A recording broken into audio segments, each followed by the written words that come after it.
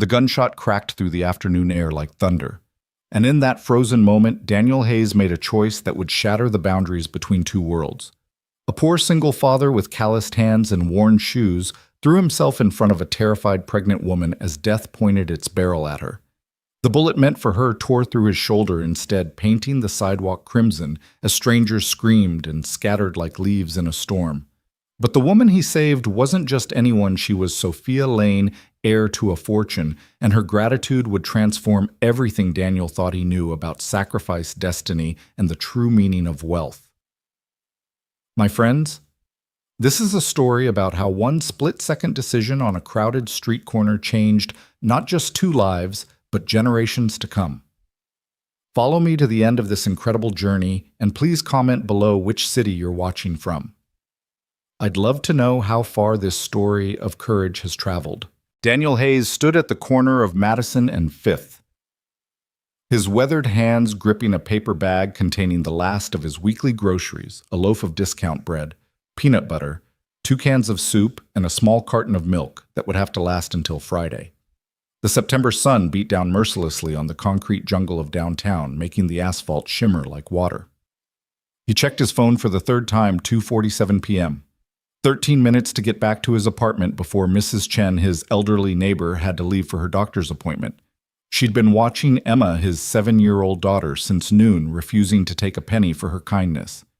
"You just focus on finding work, Daniel," she'd said that morning, her wrinkled face creasing into a smile. Little Emma is no trouble at all. But Daniel knew better. Emma hadn't been no trouble since her mother walked out 2 years ago, leaving nothing but a note that said, "I can't do this anymore." The little girl had nightmares, asked questions Daniel couldn't answer, and sometimes sat by the window for hours watching the street below, as if her mother might suddenly appear. The therapist at the free clinic said it was normal that children processed abandonment differently, but knowing that didn't make it easier when Emma woke up crying at 3 in the morning asking why mommy didn't love them anymore. The job interview at Morrison Construction had been his 5th this month.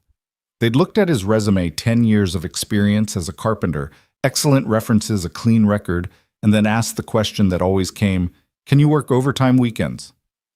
"We need someone flexible." "I have a daughter," Daniel had answered honestly. "I can work any hours during the school day, and I can arrange childcare for some evenings, but we'll be in touch." They'd said the same words he'd heard from every potential employer. They never were in touch. As he waited for the crosswalk signal to change, Daniel noticed the woman standing beside him. She couldn't have been more than 25, with auburn hair pulled back in an elegant bun and a designer maternity dress that probably cost more than his monthly rent. Her hand rested protectively on her swollen belly, and she kept glancing at her phone with an expression of barely controlled anxiety. Everything about her screamed money, from the diamond earrings catching the sunlight to the leather handbag that bore some Italian name Daniel couldn't pronounce. She was everything he wasn't, everything he'd never be. Yet something in her eyes reminded him of Emma when she was scared of vulnerability that wealth couldn't shield. "Excuse me," she said, suddenly turning to him. Her voice was cultured, refined, but trembling slightly. "Do you know if there's a police station nearby?" Daniel shifted his grocery bag to his other arm. "About 3 blocks north." "Are you all right, miss?" She opened her mouth to answer, then closed it, her eyes darting over his shoulder. The color drained from her face so quickly that Daniel instinctively turned to look. A man in a black jacket was pushing through the crowd about 30 feet away, his right hand buried in his pocket. His eyes locked on the pregnant woman with an intensity that made Daniel's skin crawl. There was something predatory in his movement, something purposeful and wrong. "Miss," Daniel said quietly, his construction worker instincts for danger kicking in. "Do you know that man?" "Oh, God," she whispered, her hand flying to her belly. "Oh, God, he found me. I thought I'd lost him at the—" The man's hand emerged from his pocket, metal glinting in the afternoon sun. Time slowed to a crawl. Daniel saw the gun rise, saw the pregnant woman freeze like a deer in headlights, saw the gunman's finger tighten on the trigger. His grocery bag hit the ground, cans rolling across the sidewalk. His body moved before his mind could process the decision. Muscle memory from years of protecting Emma from falls, from sharp corners, from all the dangers a father's love could shield against. He slammed into the woman, wrapping his arms around her as he spun, putting his back to the gunman. The world exploded in sound and pain. The bullet punched through his shoulder blade like a sledgehammer wrapped in fire, the impact driving him forward. He heard screaming, maybe his, maybe hers, maybe the crowd's, as they tumbled to the concrete together, his body cushioning her fall, even as agony ripped through his nervous system. "Run," someone shouted. "Call 911. "He's got a gun." Daniel's vision swam darkness, creeping in from the edges. The pregnant woman was beneath him, his blood dripping onto her expensive dress. Her eyes were wide with terror and shocked tears streaming down her face. "I'm sorry," Daniel whispered, not knowing why he was apologizing. Maybe for bleeding on her. Maybe for not being faster. His hand found hers, squeezing weakly. "Your baby. Protect your baby. You saved me." She sobbed, cradling his head as sirens wailed in the distance. "You saved us both. Stay with me. Please, stay with me." But Daniel was already falling into darkness, his last coherent thought not of pain or death, but of Emma. Who would make her peanut butter sandwiches now? Who would check under her bed for monsters? Who would tell her that Daddy loved her more than all the stars in the sky? The ambulance arrived in a chaos of flashing lights and shouting paramedics. They worked on Daniel with practiced efficiency, cutting away his shirt, packing the wound-starting IVs. The pregnant woman refused to let go of his hand even as they loaded him onto the gurney. "Are you family?" a paramedic asked her. No, but..." "Then you need to step back, ma'am." "He saved my life," she screamed, her composure finally shattering completely. "That bullet was meant for me. I'm not leaving him." The paramedic looked at her tear-stained face, at her expensive clothes, now soaked with Daniel's blood, at the fierce determination in her eyes. "Are you hurt the baby?" "I'm fine. We're fine because of him. Please, I have to come with you." They let her ride in the ambulance. She held Daniel's hand as the vehicle screamed through traffic, whispering prayers she hadn't said since childhood. The paramedics worked around her, calling ahead to the hospital, speaking in medical codes that meant nothing and everything. GSW to the right shoulder through and through. Possible pneumothorax. Lost maybe a liter BP dropping. ETA 4 minutes. Daniel's eyes fluttered open for a moment, unfocused and glassy with shock. "Emma," he mumbled. "My daughter. Emma." "She'll be okay," the woman promised, though she had no idea who Emma was. "I'll make sure she's okay. What's your name?" "Daniel Hayes." "I'm Sophia," she said, squeezing his hand tighter. "Sophia Lane, you're going to be okay, Daniel. You have to be okay." But his eyes had already closed again, and the heart monitor's beeping grew more erratic. At St. Mary's Hospital, they rushed Daniel straight into surgery. Sophia was left in the waiting room, her designer dress stiff with drying blood, her hands shaking as she filled out what little information she knew about the man who'd saved her life. The police arrived within minutes, notebooks ready, questions rapid fire. "Miss Lane, can you describe the shooter?" "White male, about 35, brown hair, black jacket. I've seen him before. He's been following me for 3 days." "Do you know why someone would want to hurt you?" Sophia's hand went to her belly. "Because of who my father is. Because of what I inherit. Because..." She broke down sobbing. "That man Daniel, he doesn't even know me. He had groceries, cheap groceries like he was counting every penny, and he threw himself in front of a bullet for a complete stranger." Detective Morrison, a woman with kind eyes and gray-streaked hair, sat beside her. "We've run Mr. Hayes' information. Single father, unemployed carpenter, lives in public housing on the east side. His daughter is 7. "Oh, God," Sophia whispered. "She's just a child. Where is she now?" "A neighbor has been contacted. Mrs. Chen, elderly woman, says she watches the girl often. She's asking about her father." Sophia stood abruptly, swaying slightly as a wave of dizziness hit her. "I need to see her. The little girl, Emma. I need to tell her..." "Miss Lane, you should rest. You've been through a trauma. The child's father is in surgery because of me." Sophia's voice cracked with emotion. "The least I can do is make sure she's not alone and terrified. Please, Detective Morrison. If it were your child, wouldn't you want someone to be there? The detective studied her for a long moment, taking in the blood-stained dress, the trembling hands, the fierce determination burning through the shock. I'll drive you myself, but first you need to be examined. You're pregnant and falls can be dangerous. The examination was quick. Baby's heartbeat strong, no signs of distress, some bruising where Daniel had grabbed her to shield her, but nothing serious. The doctor, an older man with gentle hands, shook his head in amazement. Mr. Hayes positioned himself perfectly to protect you. The way you fell, the way he cushioned you, it's like he knew exactly how to keep you and the baby safe. You're very lucky. He's the one with a bullet hole in his shoulder, Sophia said bitterly. How is that lucky? Because you're both alive, the doctor replied simply. In my 20 years of emergency medicine, I've seen too many situations where everyone loses. This time there's hope. Detective Morrison drove her to Daniel's apartment building, a rundown complex that made Sophia's stomach clench with guilt. The hallways smelled of old cooking and despair, the walls were tagged with graffiti, and half the lights were burned out. This was where the man who'd saved her life lived. This was the world he navigated every day with his daughter. Mrs. Chen answered the door on the second knock, a tiny Chinese woman with steel gray hair and eyes that had seen everything. Behind her, a little girl with Daniel's dark hair and serious eyes peered out anxiously. You're the woman from the news, Mrs. Chen said, not a question but a statement. They're already showing it on TV. Is Daniel?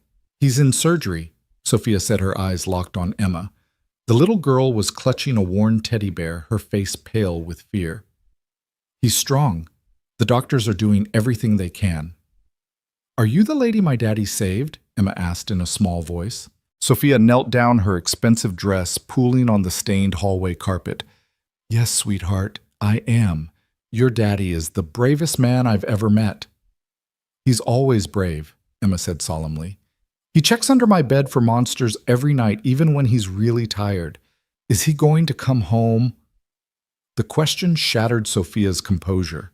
She pulled the little girl into a hug, feeling the child's thin shoulders shake with suppressed sobs. We're going to do everything we can to bring him home, Emma. Everything. And until he's better, I'm going to make sure you're okay. Is that all right? Emma pulled back slightly, studying Sophia's face with eyes too old for 7. Daddy says we shouldn't take charity. We make our own way. This isn't charity, Sophia said firmly. Your daddy gave me and my baby the most precious gift anyone could give our lives. I'm just trying to say thank you. Will you let me try? Emma looked at Mrs. Chen, who nodded encouragingly. Okay, the little girl whispered. But Daddy won't like it.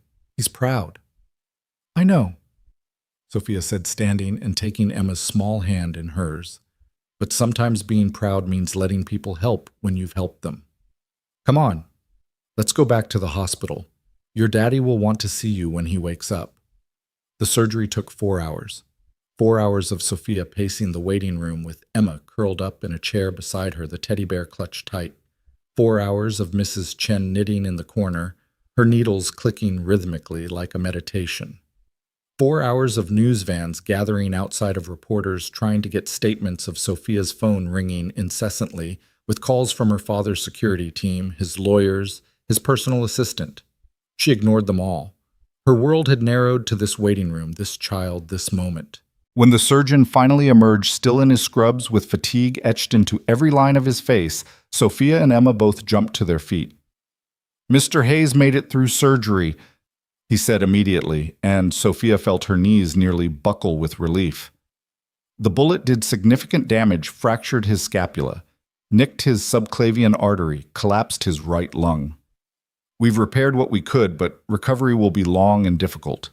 He'll need physical therapy, possibly multiple surgeries. He's lucky to be alive. Can I see him? Emma asked in a tiny voice. The surgeon's expression softened. He's still unconscious, sweetheart, but yes, sometimes hearing familiar voices helps. Just for a few minutes, though. They were led to the ICU, where Daniel lay surrounded by machines that beeped and hummed. He looked smaller, somehow, diminished, his face pale against the white pillows. Emma climbed carefully onto the chair beside his bed, her little hand finding his larger one. Hi, Daddy, she whispered. The The pretty lady says you were brave. But I already knew that. You're always brave. Mrs. Chen is here too. She made you cookies for when you wake up, the ones with chocolate chips that you pretend you don't like but always eat anyway. Sophia stood at the foot of the bed, tears streaming down her face. This man, this stranger, had given up everything for her. His health, possibly his ability to work, maybe even his life, all for a woman he'd never met. "Mr. Hayes," she said quietly. "Daniel, I don't know if you can hear me, but I need you to know something. What you did today, I'll never be able to repay it. But I'm going to try.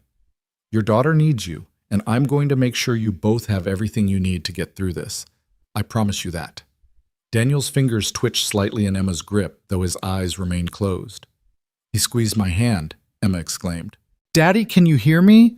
But there was no other response, just the steady beep of the heart monitor and the whisper of the ventilator. Over the next 3 days, Sophia barely left the hospital. She set up a rotation with Mrs. Chen to watch Emma, arranged for food to be delivered, and dealt with the endless stream of police questions, insurance forms, and media requests. The story had exploded across the news. Homeless hero saves heiress, single father's sacrifice, a bullet for a stranger. Every channel wanted interviews, exclusive, the inside story. Sophia gave one statement to the press standing outside the hospital with Emma's permission, the little girl's hand in hers. "Daniel Hayes is not just a hero," she said, looking directly into the cameras.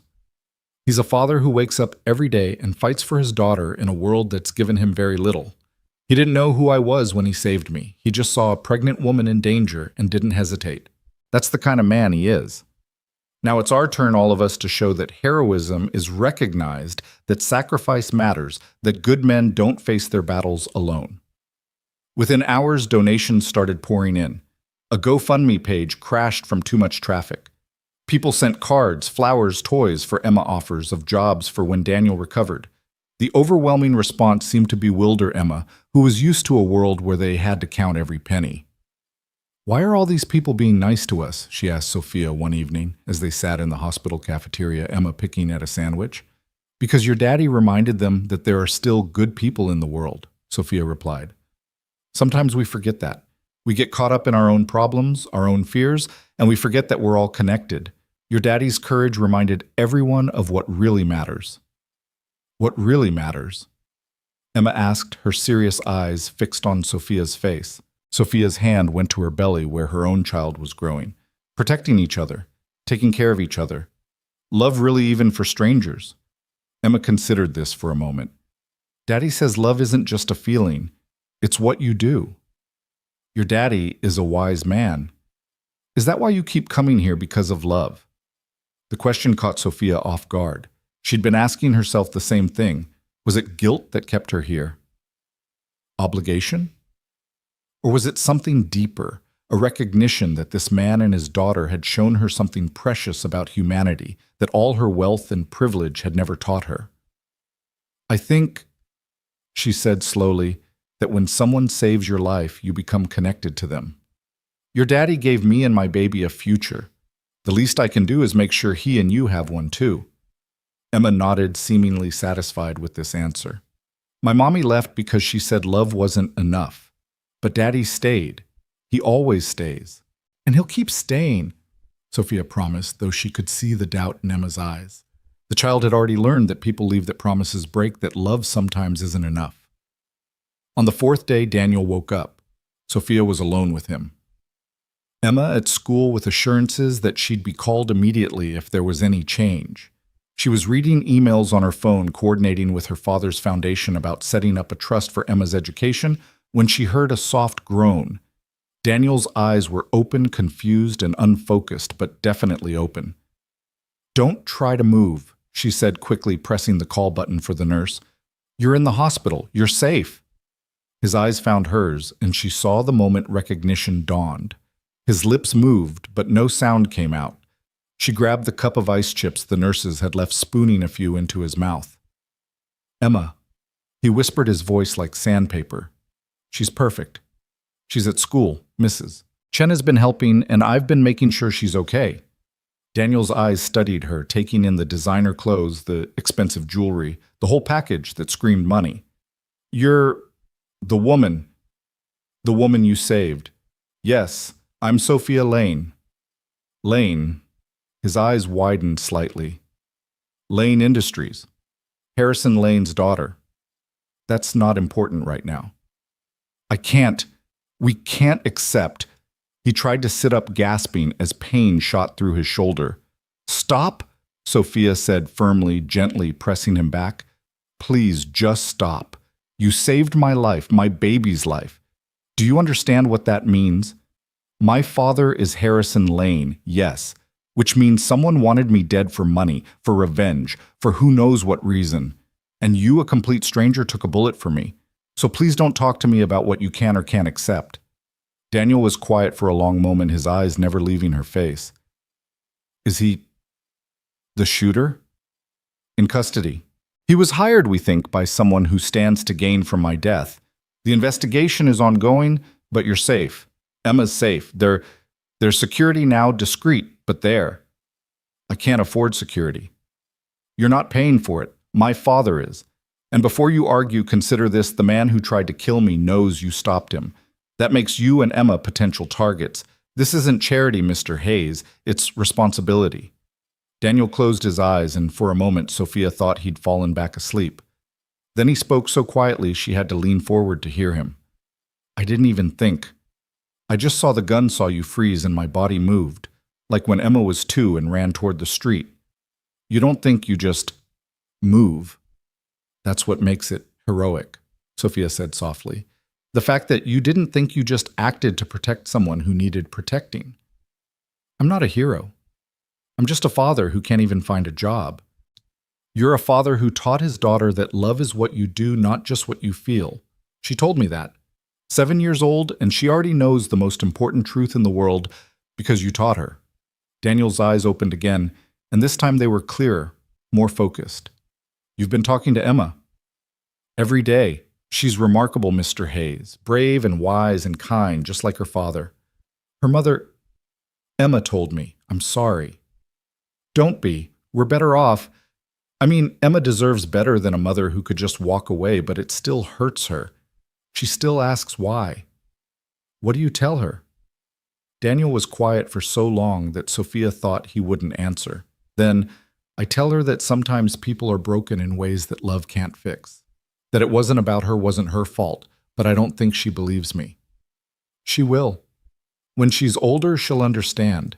And she'll know that she had one parent who stayed, who fought for her, who threw himself in front of a bullet for a stranger, because that's who he is. A knock at the door interrupted them. A doctor entered, followed by a man Sophia recognized as her father's personal physician, Dr. Marcus Webb. Miss Lane, your father insisted I consult on Mr. Hayes's case. Dr. Webb said, his tone professional but warm. I've reviewed his charts. With your permission, Mr. Hayes, I'd like to discuss your treatment plan. Daniel looked between them, clearly overwhelmed. I can't afford. Mr. Hayes, Dr. Webb interrupted gently. You saved Harrison Lane's daughter and grandchild. Your medical expenses are covered completely, including rehabilitation and any subsequent surgeries. Mr. Lane was quite insistent on that point. Additionally, he continued, pulling up a chair, we've consulted with the best orthopedic surgeons in the country. Your shoulder will require at least 2 more surgeries for full reconstruction, followed by 6 months of intensive physical therapy. But we believe you can regain full function.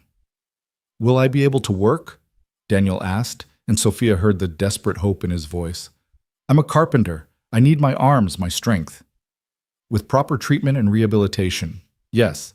It will take time, possibly a year, but yes. Daniel's eyes closed, and Sophia saw tears leak from beneath his lids. A year without work. A year of relying on others. For a man who'd fought so hard to be independent, it must feel like a life sentence. Mr. Hayes, Sophia said quietly, I know what you're thinking, but you're not going to go through this alone. I've already arranged. No. His eyes opened fierce despite the pain medication. No charity. I won't have Emma growing up thinking, well, thinking what? That when her father saved 2 lives, those lives were grateful. that heroism is recognized and rewarded, that good deeds create ripples of good in return. Sophia's voice rose slightly, frustration creeping in. Your pride is admirable, Mr. Hayes, but right now it's also stupid. The room went silent. Dr. Webb cleared his throat uncomfortably and excused himself, saying he'd return later to discuss specifics. Daniel stared at Sophia and she stared back, refusing to back down. You don't understand, he finally said. I've been on my own since I was 16. Foster care before that. I've never had anyone to rely on, never had backup. Everything Emma has, everything she is, I built with these hands. He raised his left hand, slightly grimacing at the movement. Taking help. It feels like failure. No, Sophia said firmly. Refusing help when your daughter needs you to heal, that would be failure. I'm not offering charity, Mr. Hayes. I'm offering partnership. You saved my child's life before they were even born. Let me help save your daughter's future. Partnership. I run my father's charitable foundation. We fund educational programs, job training, community development. I want to create a scholarship program, the Daniel Hayes Fund, for single parents in education. You'd be our first recipient, but not our last. You could go back to school, get your contractor's license, start your own business, and when you're successful, which you will be, you'll help fund the next parent who needs a chance. Daniel was quiet, processing. You don't need to create a whole program just for, I'm creating it because you showed me something I'd forgotten living in my bubble of privilege. There are thousands of parents like you, Mr. Hayes. Good people, hard workers held back by circumstances beyond their control. One medical bill, one car breakdown, one lost job away from disaster. Your sacrifice reminded me why my family has money to make a difference. Before Daniel could respond, the door burst open and Emma ran in, still in her school uniform, Mrs. Chen hurrying behind her. Daddy! Emma threw herself at the bed, stopping just short of jumping on him. You're awake. I drew you pictures, and Ms. Johnson says you're a hero, and Bobby Martinez says his dad saw you on TV, and... Slow down, baby girl, Daniel said, his good arm reaching out to pull her close. I'm okay. Everything's okay. Emma's face crumpled, and suddenly she was crying. Great gulping sobs as 2 weeks of fear and uncertainty came pouring out.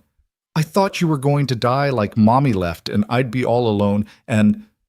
Never, Daniel said fiercely, holding her as tight as his injuries allowed. You hear me, Emma Marie Hayes? I will never leave you. Never. I'll fight through anything to stay with you.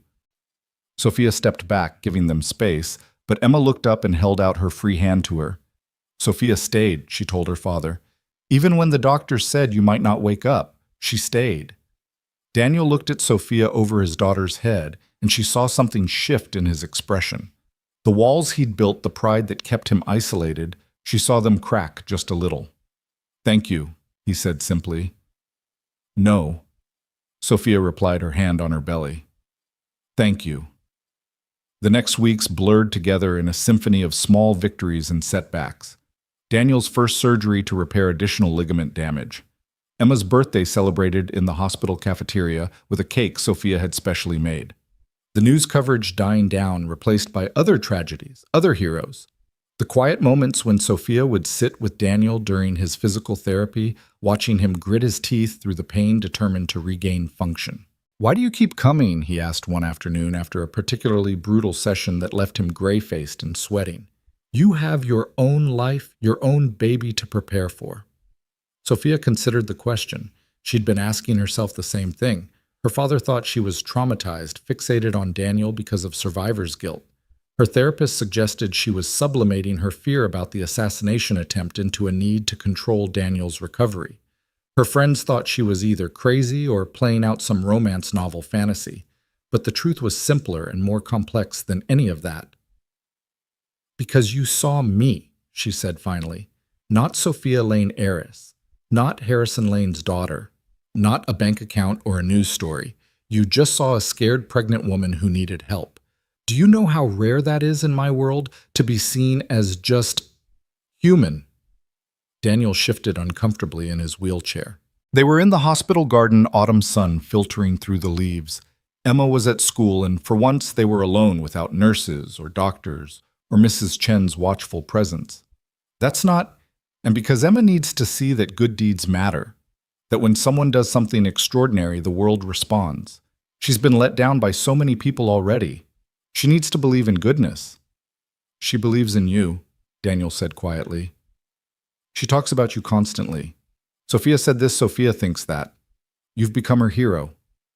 Her father is her hero. I'm just a friend. Are you? Daniel's dark eyes studied her intently. A friend? The question hung between them, loaded with implications neither was ready to explore. Sophia was still dealing with the trauma of the assassination attempt, still trying to figure out who wanted her dead and why. Daniel was focused on healing, on providing for Emma, on maintaining his dignity in a situation that stripped it away daily. But there was something there, a connection forged in blood and sacrifice that went beyond gratitude or obligation. I'd like to be, Sophia said carefully, if you'll let me. Daniel was quiet for a long moment, watching the leaves fall. I don't know how to be friends with someone like you. We're from different worlds. No, Sophia said firmly. We're from the same world. The one where parents will do anything for their children. The one where courage matters more than money. The one where a 7-year-old girl can lose her mother and still believe in love because her father teaches her every day what it looks like. Daniel's jaw tightened and she saw him blink rapidly. You make me sound better than I am. I make you sound exactly as you are. You just can't see it because you're too busy surviving to realize you're extraordinary. Before Daniel could respond to Sophia's words about him being extraordinary, his physical therapist arrived, wheeling him back inside for another grueling session. But her words echoed in his mind as he struggled through the exercises, as his shoulder screamed in protest, as sweat dripped down his face despite the pain medication that never quite dulled everything. The assassination attempt had changed everything yet in the quiet moments between treatments. Between Emma's visits, between Sophia's unexpected presence in their lives, Daniel found himself grappling with more than just physical recovery. He was confronting the walls he'd built around his heart walls that had kept him and Emma safe, but also isolated walls that Sophia seemed to walk through as if they were made of mist. 3 weeks into his recovery, Detective Morrison arrived with news that shifted everything again. She found Daniel in his room, Sophia beside him going through job training programs on her tablet, while Emma did homework in the corner. We've made an arrest, Morrison said without preamble. Not just the shooter, the person who hired him.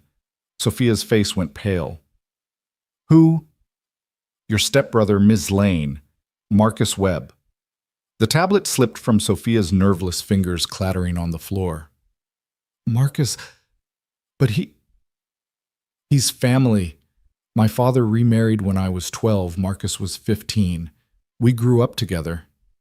He's also deeply in debt, Morrison continued grimly. Gambling debts to some very dangerous people. Your father's will leaves everything to you and your child. If something happened to you before the baby was born, it would all go to my father, Sophia whispered. And if something happened to him, Marcus would inherit as the only other legal heir. Morrison's expression was sympathetic but firm. He's confessed Ms. Lane. The gambling debts were over $3 million. The people he owed were threatening his life. He saw your pregnancy as his timeline act before the baby was born, make it look like a random street crime. Daniel watched Sophia crumble, her composed exterior shattering like glass. She'd held it together through the shooting, through his surgery, through weeks of hospital vigils, but this betrayal by family broke something inside her. He came to my baby shower, she said numbly. He brought a silver rattle, said he couldn't wait to be an uncle. He knew he was going to try to kill us, and he brought a gift for the baby he planned to murder. Emma looked up from her homework, her young face concerned. She quietly got up and walked over to Sophia, climbing onto the bed beside her and taking her hand. The simple gesture from a child who knew too well what betrayal felt like made Sophia break down completely. Daniel reached out with his good arm, pulling both Sophia and Emma closer. It's not your fault, he said firmly. People make choices. Marcus made his. You didn't cause this. How did you know, Sophia asked through her tears, when someone was going to hurt you? How did you see it coming? I didn't, Daniel admitted. Sarah, Emma's mother. I never saw it coming. Came home from work one day and she was just gone. No warning, no signs I recognized. Sometimes the people we trust most are the ones who hurt us deepest. Mommy was sick in her heart, Emma said solemnly. That's what Daddy says. Not sick like a cold, but sick in the way she felt things. It made her leave. That's very wise, Emma, Detective Morrison said gently. She turned back to Sophia. We'll need you to come to the station tomorrow for a formal statement. Your father is already there with his lawyers. My father? Sophia straightened slightly. Does he know about Marcus? He's the one who found the financial records that led us to him. Your father's suspected family was involved and hired private investigators. I'm sorry, Ms. Lane. I know this is difficult. After Morrison left, the room fell into heavy silence. Daniel could feel Sophia trembling beside him, could see Emma watching them both with those two knowing eyes. You need to go home, he said gently to Sophia. Talk to your father. Deal with this. I can't, Sophia whispered. That house, knowing Marcus was there planning, I can't go back there. Then stay, Emma said simply. Daddy and I don't have much room, but when we get out of here, you can stay with us. Right, Daddy? Daniel's heart clenched at his daughter's innocent offer. Their apartment was barely big enough for the two of them in a building Sophia wouldn't normally even drive through. But Emma was right. Sometimes home wasn't about space or luxury. It was about feeling safe. Emma, Ms. Lane has her own home. No, Sophia interrupted. Emma's right. Home is where people don't try to kill you for money, where little girls do their homework while their fathers fight through pain, where neighbors like Mrs. Chen bring cookies and gossip and never ask for anything in return. She looked at Daniel, her eyes still wet with tears but fierce with determination. If the offer stands, I'd like to stay close. Not in your apartment. I'll find my own place nearby, somewhere I can start over, somewhere my baby can grow up knowing what real courage looks like. Daniel wanted to protest, to point out the obvious problems with a billionaire's daughter moving to the east side, but something in Sophia's expression stopped him. She'd lost her family today, discovered that blood meant nothing when money was involved. She needed something real to hold on to. There's a unit available in our building, he heard himself saying. 2 bedrooms. The Johnsons just moved out. It's nothing like what you're used to. Good, Sophia said firmly. What I'm used to almost got me killed. Over the next week, Sophia threw herself into transformation with the same intensity she'd once applied to charity galas and board meetings. She hired movers to pack up her penthouse, put most of her belongings in storage, and kept only what she needed. She met with lawyers to restructure her inheritance, creating trusts and foundations that Marcus could never have touched. She visited Daniel every day, but now there was a different energy to her presence, not the desperate gratitude of a saved victim, but the determined rebuilding of a survivor. You're running, Daniel said one afternoon, watching her direct furniture delivery to her new apartment via video call on her phone. You don't have to live like us to prove something. I'm not running, Sophia corrected, wincing as she watched the mover struggle with a crib up the narrow stairs. I'm choosing. For the first time in my life, I'm choosing based on what I want, not what's expected. Do you know what it's like to have every decision made for you? What school to attend, who to date, where to live, what charity to support. Even this baby. She touched her belly. The father was someone my dad approved of. Investment banker, good family, perfect on paper. When I told him I was pregnant, he offered to pay for it to go away because a baby would interfere with his promotion timeline. Daniel's jaw tightened. Where is he now? London. We ended things months ago. He doesn't even know someone tried to kill me. Probably wouldn't care if he did one less complication. She smiled bitterly. Marcus wasn't the only one who saw me as a bank account. He was just the only one willing to kill for it. That's not true, Daniel said quietly. Emma doesn't see you that way. Mrs. Chen doesn't. I don't. No, Sophia agreed, her expression softening. You saw a pregnant woman who needed help. That's all. That's everything. Daniel's second surgery was scheduled for the following Monday. The surgeon, Dr. Webb, explained it would be more complex than the first, requiring grafts to repair tendon damage. Recovery would be longer, more painful. Emma clung to him the night before, afraid to let go. What if something goes wrong? She whispered into his chest. What if you don't wake up like last time? I'll wake up, Daniel promised, stroking her hair. I've got too much to wake up for. You for starters, Mrs. Chen's cookies, seeing you graduate from second grade next month. And Sophia? Emma asked innocently. Will you wake up for her too? Daniel's hand stilled. Emma. She likes you, Daddy. Not like the nurses who think you're handsome. She likes you like you're important. We're friends, baby girl. She's grateful because... No, Emma interrupted with the startling clarity children sometimes possessed. She looks at you the way you used to look at Mommy before Mommy got sick in her heart, like you're worth looking at. Daniel didn't know how to respond to that. The truth was he'd been trying not to notice the way Sophia's presence had become essential to his days, the way her smile made the pain more bearable, the way she challenged him and comforted him in equal measure. She was carrying another man's child, dealing with family betrayal, living in a world so far removed from his own that they might as well be from different planets. Whatever Emma thought she saw was impossible. But that night, as he lay in his hospital bed, unable to sleep before surgery, Sophia appeared in his doorway. She was wearing jeans and a sweater instead of her usual designer clothes, her hair pulled back in a simple ponytail, her face free of makeup. She looked younger, vulnerable, real.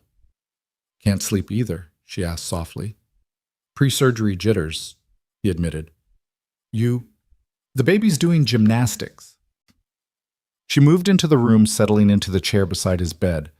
Plus, I needed to tell you something, in case nothing's going to go wrong tomorrow. I know, but still. She took a breath. My father came to see me today. He offered to buy me a house anywhere I wanted, higher security, make sure I never had to worry about anything again. He meant well. He always means well. But all I could think was that I'd rather be in that tiny apartment next to yours, where Emma does homework at your kitchen table and Mrs. Chen complains about the stairs, than in any mansion he could buy. Sophia, I'm not finished. She leaned forward, her eyes intense in the dim light. You asked why I keep coming here.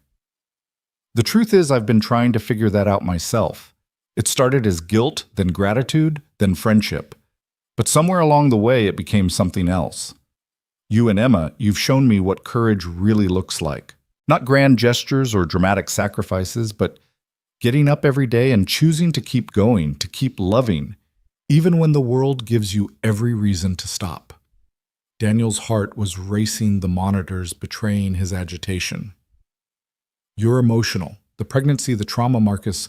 Don't, Sophia said sharply. Don't dismiss what I'm feeling. I've had people manage my emotions my whole life. I know what I feel, Daniel. I'm falling in love with you, with your strength, your pride, your frustrating stubbornness, with the way you read Emma the same story 3 times when she can't sleep, with the way you fight through pain without complaining, with the man who saw a stranger in danger and didn't hesitate. The room fell silent except for the steady beep of machines. Daniel stared at her, this woman who'd upended his carefully controlled life, who'd brought chaos and possibility in equal measure. I'm nobody, he said finally. A broke single father who can't even work. I'm the woman whose life you saved, the woman who watches you with your daughter and sees what kind of man you really are. The woman who's choosing to raise her child in a tiny apartment in a rough neighborhood because that's where real love lives. She stood leaning over to kiss his forehead gently. You don't have to say anything, just survive tomorrow. Wake up. That's all I need. She left before he could respond, leaving him alone with the thundering of his heart and the impossible hope blooming in his chest. The surgery was longer than expected. Complications arose, scar tissue from the bullet wound, unexpected nerve involvement.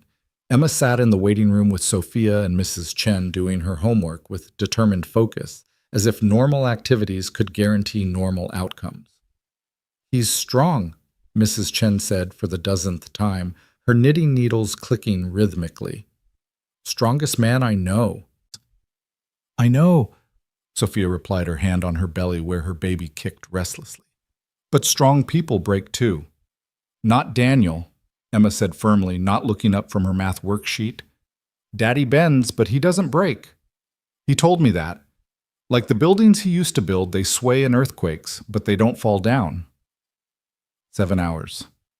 7 hours of surgery, of waiting, of Emma's quiet faith and Sophia's silent prayers, and Mrs. Chen's endless knitting. When Dr. Webb finally emerged exhausted but smiling, they all stood as one.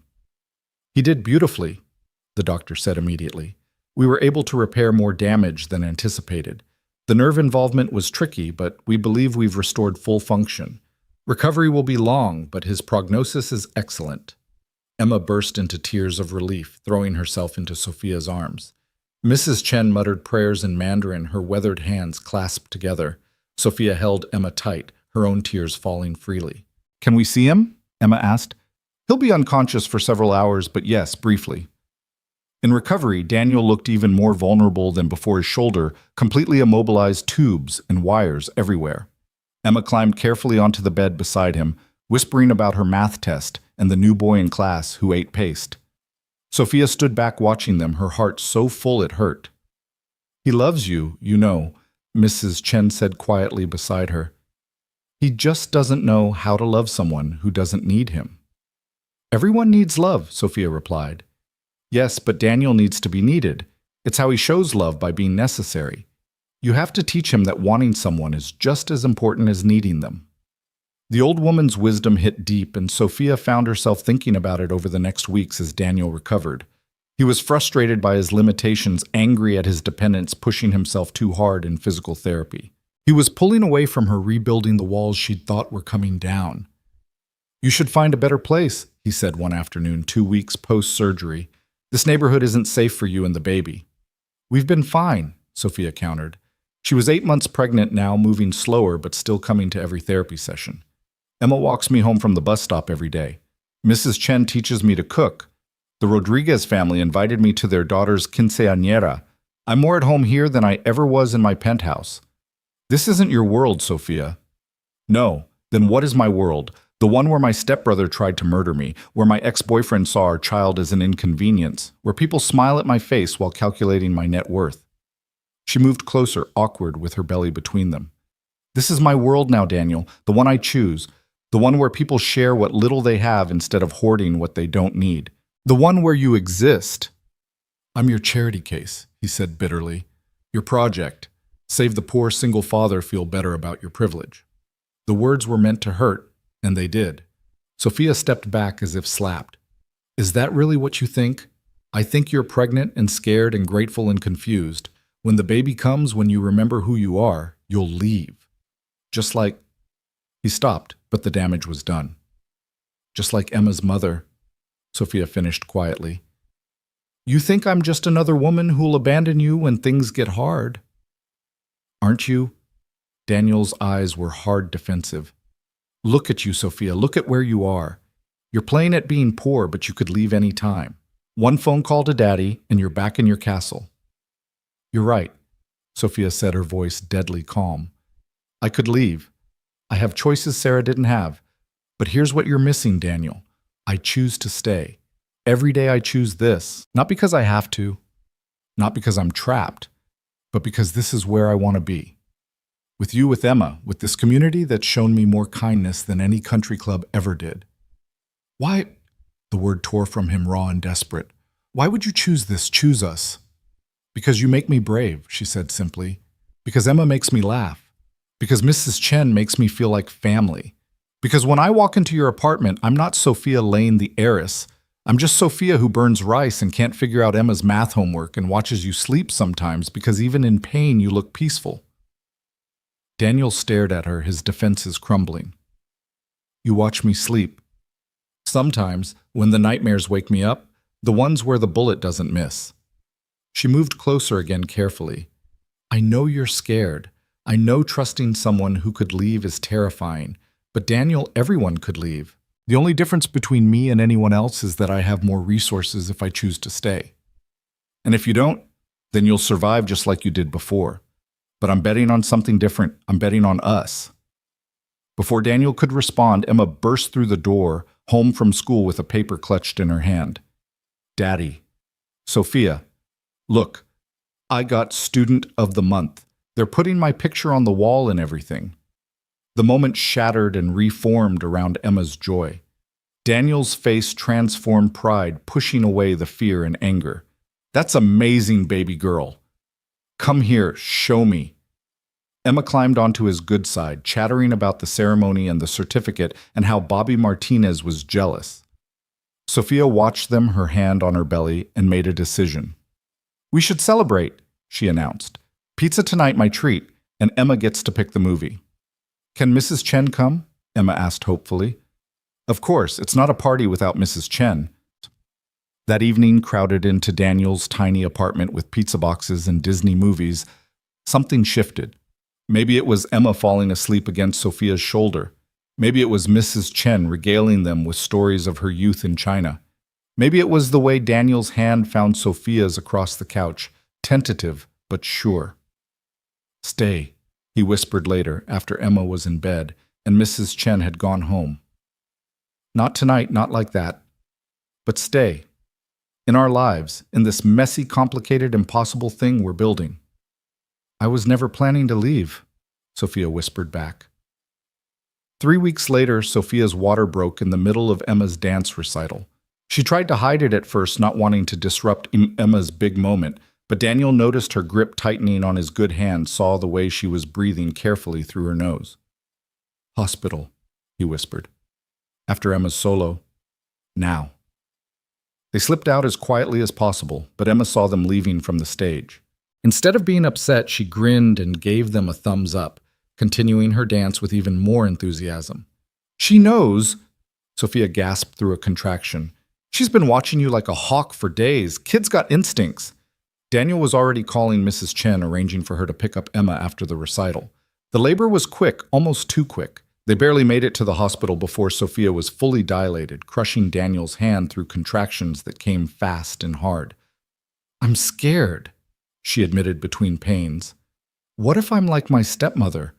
What if I can't love this baby because of how it was conceived? What if— Stop, Daniel said firmly, wiping sweat from her forehead with his free hand.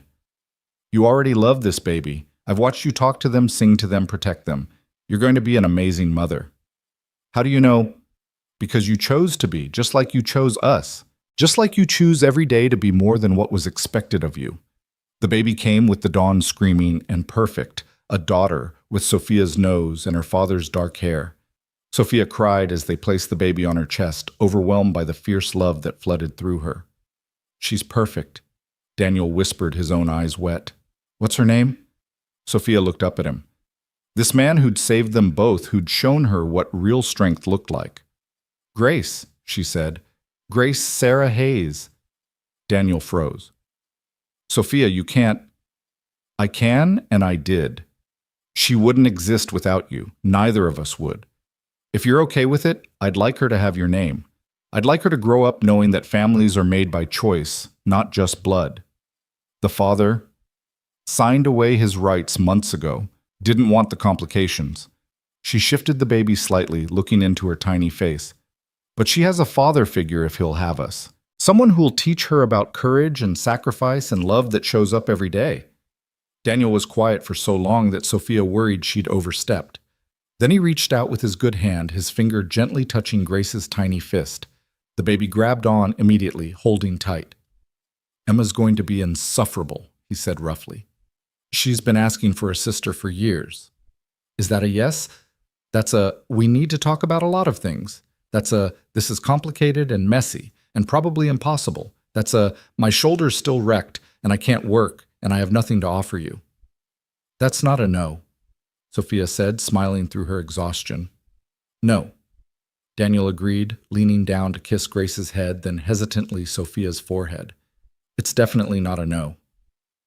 Emma arrived an hour later, still in her recital costume, practically vibrating with excitement. Mrs. Chen had to physically restrain her from jumping on the bed. Is that my sister? She demanded. Can I hold her? What's her name? Does she like me? Her name is Grace, Sophia said carefully, transferring the baby to Emma's waiting arms. Grace Sarah Hayes, and I think she already loves you. Emma's eyes went wide. She has our name like she's really ours. If you'll have us, Sophia said carefully. Both of us. Emma looked between Sophia, the baby, and her father, her 7-year-old face serious with consideration. Are you going to marry my daddy? Emma, Daniel protested, but his daughter ignored him. Because if you are, you should know he snores, and he can't cook anything but scrambled eggs, and he cries at the end of Toy Story 3. But he also tells the best bedtime stories, and he never forgets promises, and he loves really, really big. Those are good things to know, Sophia said solemnly. And if you're going to be my mom, you should know I don't like broccoli, and sometimes I have bad dreams, and I still miss my first mom even though she left.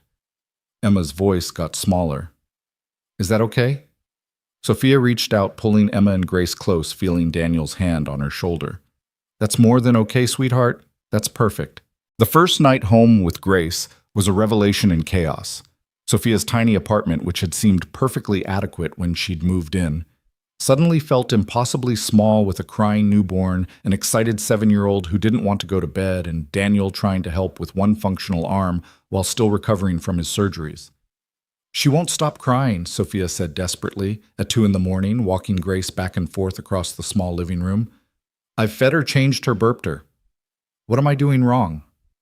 Daniel watched from the couch where he'd been relegated after trying to take Grace with his bad arm. You're not doing anything wrong. Sometimes babies just cry. Emma screamed for 3 months straight.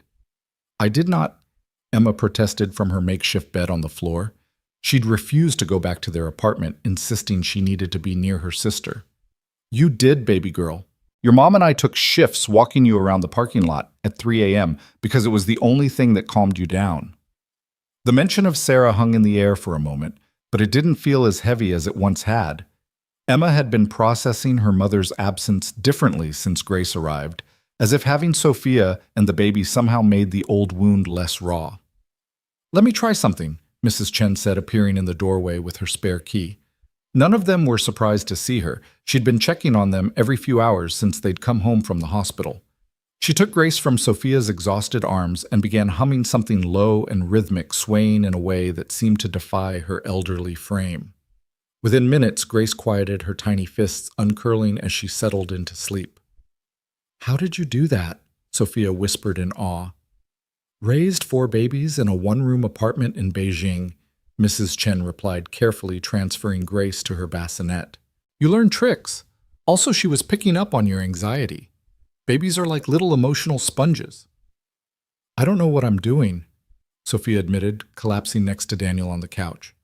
I read all the books, took the classes, but none of them prepared me for this.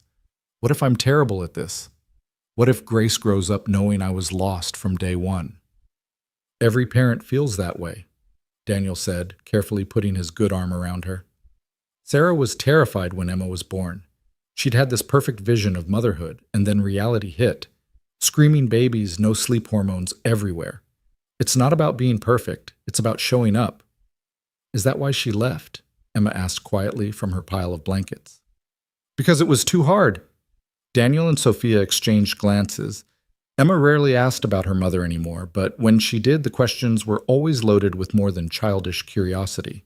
I think, Daniel said carefully, your mom left because she was fighting battles inside herself that made everything else feel impossible. It wasn't about you being too hard to love Emma. It was about her not knowing how to love herself. Do you think she ever thinks about me? I'm sure she does, Sophia said, moving to sit beside Emma on the floor. How could she not? You're amazing. But thinking isn't the same as staying, Emma said with that devastating clarity she sometimes possessed. No, Daniel agreed. It's not. But that's why we hold on tight to the people who do stay. Emma looked at Grace sleeping peacefully in her bassinet, then at Sophia and her father. We're staying, right? All of us. All of us. Sophia confirmed, pulling Emma close. The next weeks blurred together in a haze of feedings and diapers and Daniel's physical therapy appointments. Sophia's father had tried to hire a night nurse, a nanny, any kind of help, but Sophia had refused. She wanted to do this herself to prove she could, to build something real from the ground up the way Daniel had with Emma. But it was harder than she'd imagined. Grace was colicky, crying for hours in the evening. Emma was acting out at school, jealous of the attention the baby required. Daniel was frustrated by his limitations, unable to help as much as he wanted, while his shoulder slowly healed. This isn't working, Sophia said one evening, Grace screaming in her arms while Emma sulked over homework and Daniel struggled to open a jar of baby food with one hand. I'm failing at all of this. You're not failing, Daniel said, finally getting the jar open. You're learning. There's a difference. I should have stayed in my world, Sophia said bitterly. Hired help made it easy. What was I trying to prove? That you're more than your money, Emma said suddenly, looking up from her math worksheet. That's what Daddy said. He said you wanted to prove you could be a real mom without all the fancy stuff. I said that. Daniel looked embarrassed. To Mrs. Chen, I heard you talking. Emma came over to Sophia, gently touching Grace's red face. You know what helps singing, not lullabies, but regular songs. Mom used to sing pop songs to me when I was crying. Dad said it was weird, but it worked. Sophia looked at this little girl who'd lost so much but kept offering love, kept trying to help. What should I sing? Something you like. Something that makes you happy. So Sophia started singing some half-remembered pop song from college badly and off-key. But Grace's cries started to hiccup, then quiet her huge eyes focusing on her mother's face. See, Emma said proudly, you're not failing, you're just learning our tricks. That night after both girls were asleep, Daniel and Sophia sat on the fire escape, the city sprawling below them. His shoulder was still immobilized, but he was getting stronger every day, the color returning to his face, the light to his eyes. I need to tell you something, Sophia said quietly. My father's lawyers called today. Marcus took a plea deal, 25 to life. He gave up his co-conspirators in exchange for protective custody. Daniel was quiet for a moment. How do you feel about that? Relieved, sad, angry? She leaned against his good shoulder. He was my brother for 13 years. We weren't close, but I thought family meant something. Family isn't blood, Daniel said firmly. Family is choice. Mrs. Chen isn't related to us, but she's more grandmother to Emma than her biological grandparents ever were. You're not related to Emma, but you're becoming her mother. Grace has my name, but not my DNA, and I already love her like she's mine. Do you? Sophia looked up at him. Love her. How could I not? She's part of you.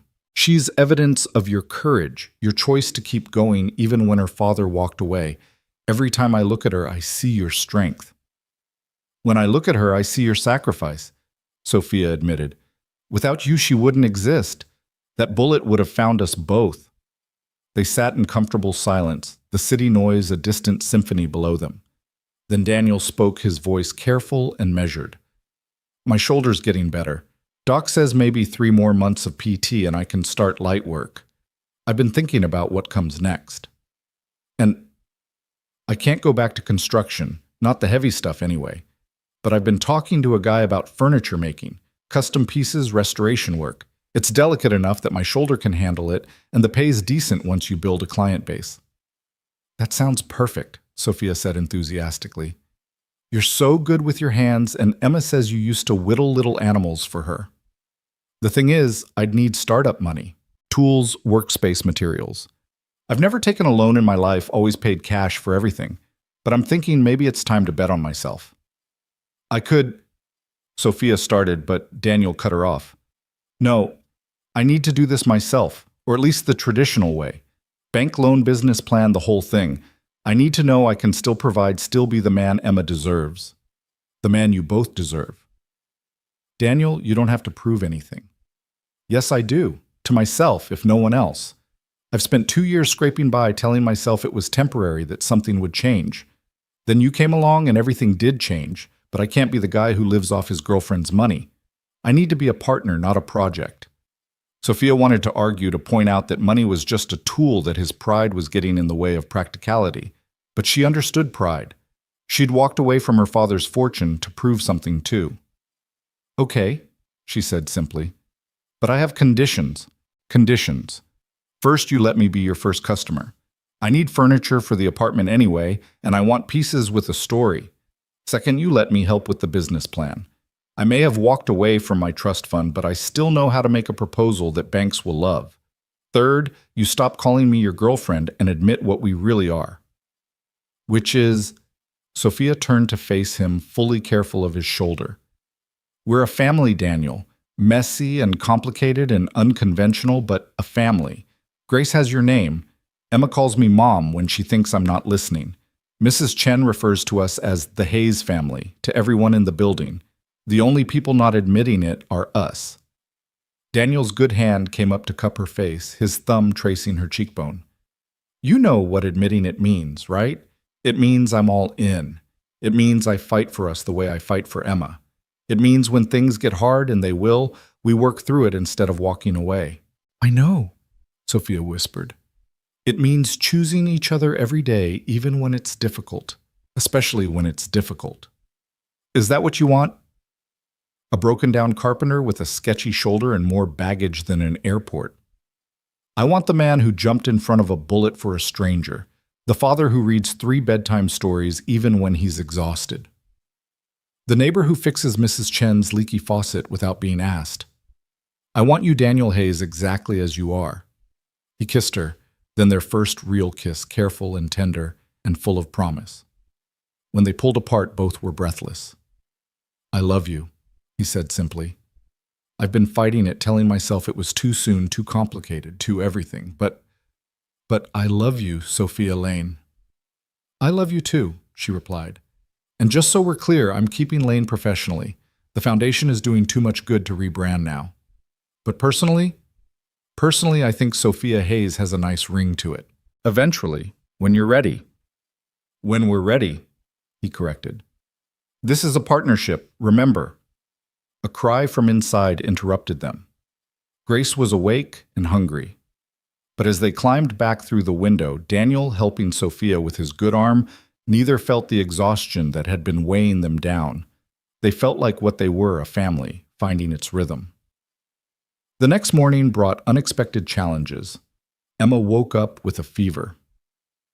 Grace had a diaper rash that made her scream at every change, and the apartment's hot water heater chose that exact moment to break. By noon, everyone was miserable. I'll call a plumber, Sophia said, reaching for her phone. No need, Daniel said, grabbing his toolbox. I can fix it. With one arm. I'll manage. Emma, baby girl, you stay in bed. Sophia, can you handle both girls for an hour? Of course, Sophia said with more confidence than she felt. But as Daniel disappeared to wrestle with the water heater, Grace started crying again, and Emma called weakly from the bedroom that she felt sick. Sophia found herself frozen, overwhelmed by the competing needs. Mrs. Chen appeared like a guardian angel, taking Grace without a word and pointing Sophia toward Emma. One crisis at a time, she said wisely. That's the secret. Sophia found Emma curled up in bed, flushed and miserable. She felt the little girl's forehead, definitely a fever. My tummy hurts, Emma whimpered. I know, sweetheart. Let's get you some medicine and crackers, okay? Mom used to make special tea when I was sick, Emma said, then caught herself. I mean, my first mom. That's okay, Sophia said gently. She's still your mom. She always will be. Do you remember what kind of tea? Chamomile with honey and lemon. She said it was magic tea that made everything better. Sophia made the tea following Emma's careful instructions. As the little girl sipped it slowly, she started to relax. Sophia, can I ask you something? Anything. Are you going to be my real mom, like, officially? Sophia chose her words carefully. I'd like to be if that's what you want, but it doesn't make your first mom less real or less important. I know. Daddy explained that I can have 2 moms, one who gave me life and one who gives me days. Emma paused. That's what Mrs. Chen says you do. You give us days, good days. You give me good days too, Sophia said, smoothing Emma's hair back. Before you and your dad, my days were just empty, full of stuff but empty of meaning. That's sad. It was, but not anymore. By the time Daniel emerged from the basement covered in grime, but victorious, Emma's fever had broken, and Grace was sleeping peacefully in Mrs. Chen's arms. He found Sophia in the kitchen, making soup from scratch, something Mrs. Chen had been teaching her. Hot water's fixed, he announced. Only took 1 arm and a lot of creative cursing. My hero, Sophia said, standing on her toes to kiss his cheek, avoiding the grease smudges. Emma's feeling better. Your magic tea recipe worked. Sarah's recipe. Daniel corrected, then paused. Is that weird? Talking about her. No, she's part of your story, part of Emma's story. We don't have to erase her to move forward. Daniel pulled her close with his good arm. How did you get so wise? I had good teachers. A little girl who sees the world clearly, an elderly woman who's lived through everything, and a man who shows me every day that strength isn't about being perfect, it's about keeping going. Speaking of keeping going, Mrs. Chen interrupted from the doorway, this baby needs her mother, and I need my afternoon nap. As Sophia took Grace, Mrs. Chen patted Daniel's good shoulder.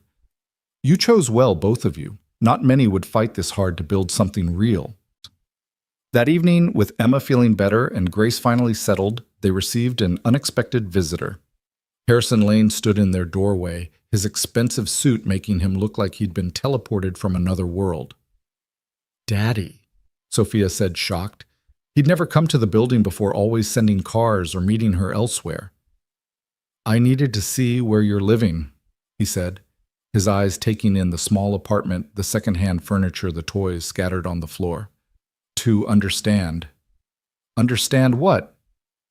Why my daughter, who could have anything, chooses this. Daniel stepped forward protective despite his injury. Mr. Lane, you must be Daniel. Harrison extended his hand. The man who saved my daughter's life. They shook hands. Daniel wary Harrison assessing. I came to say thank you, Harrison continued, and to apologize. I've been trying to force Sophia back into her old life, not understanding that she's building something new. He looked around again, his gaze landing on Emma peeking out from behind the bedroom door. Something real. Would you like some coffee, Mr. Lane?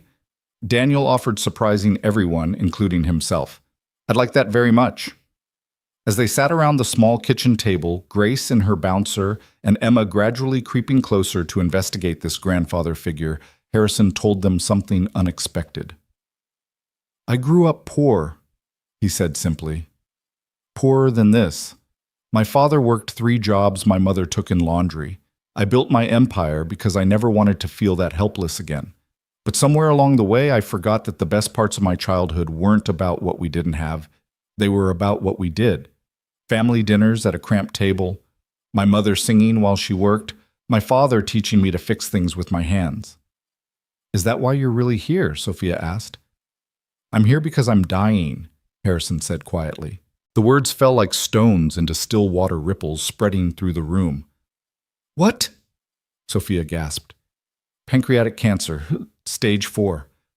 My doctors give me 6 months, maybe 8 with treatment. He held up a hand as Sophia started to speak. I've known for 3 months. I didn't want to tell you while you were pregnant, and then with everything that happened with Marcus. Dad, no. Sophia whispered, tears streaming down her face. It's okay, sweetheart.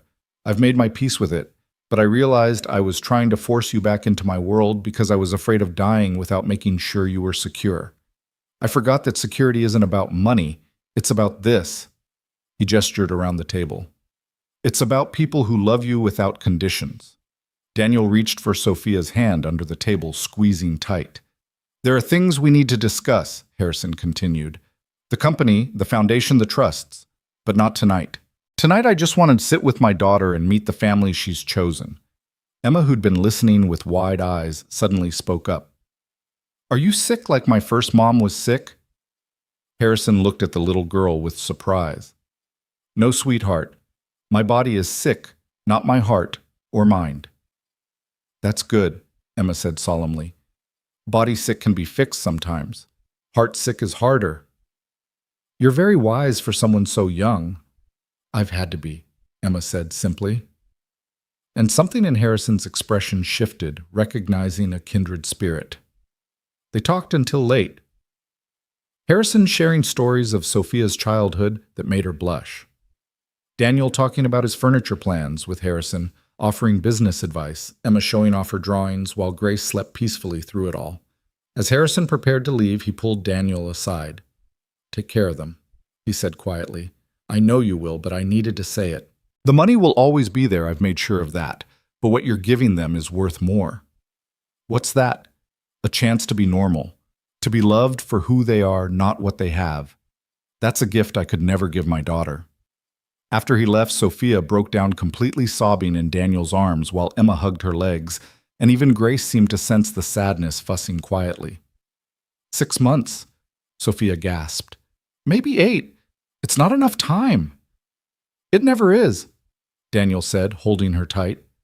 But we'll make them count, every day, every moment. How do you do it? She asked. How do you keep going when you know loss is coming? You focus on what you have, not what you're losing. You make memories. You say the important things. You love harder than the pain. Over the next weeks, Harrison became a regular presence in their lives. He'd show up for Sunday dinners, bringing desserts from expensive bakeries that Emma devoured.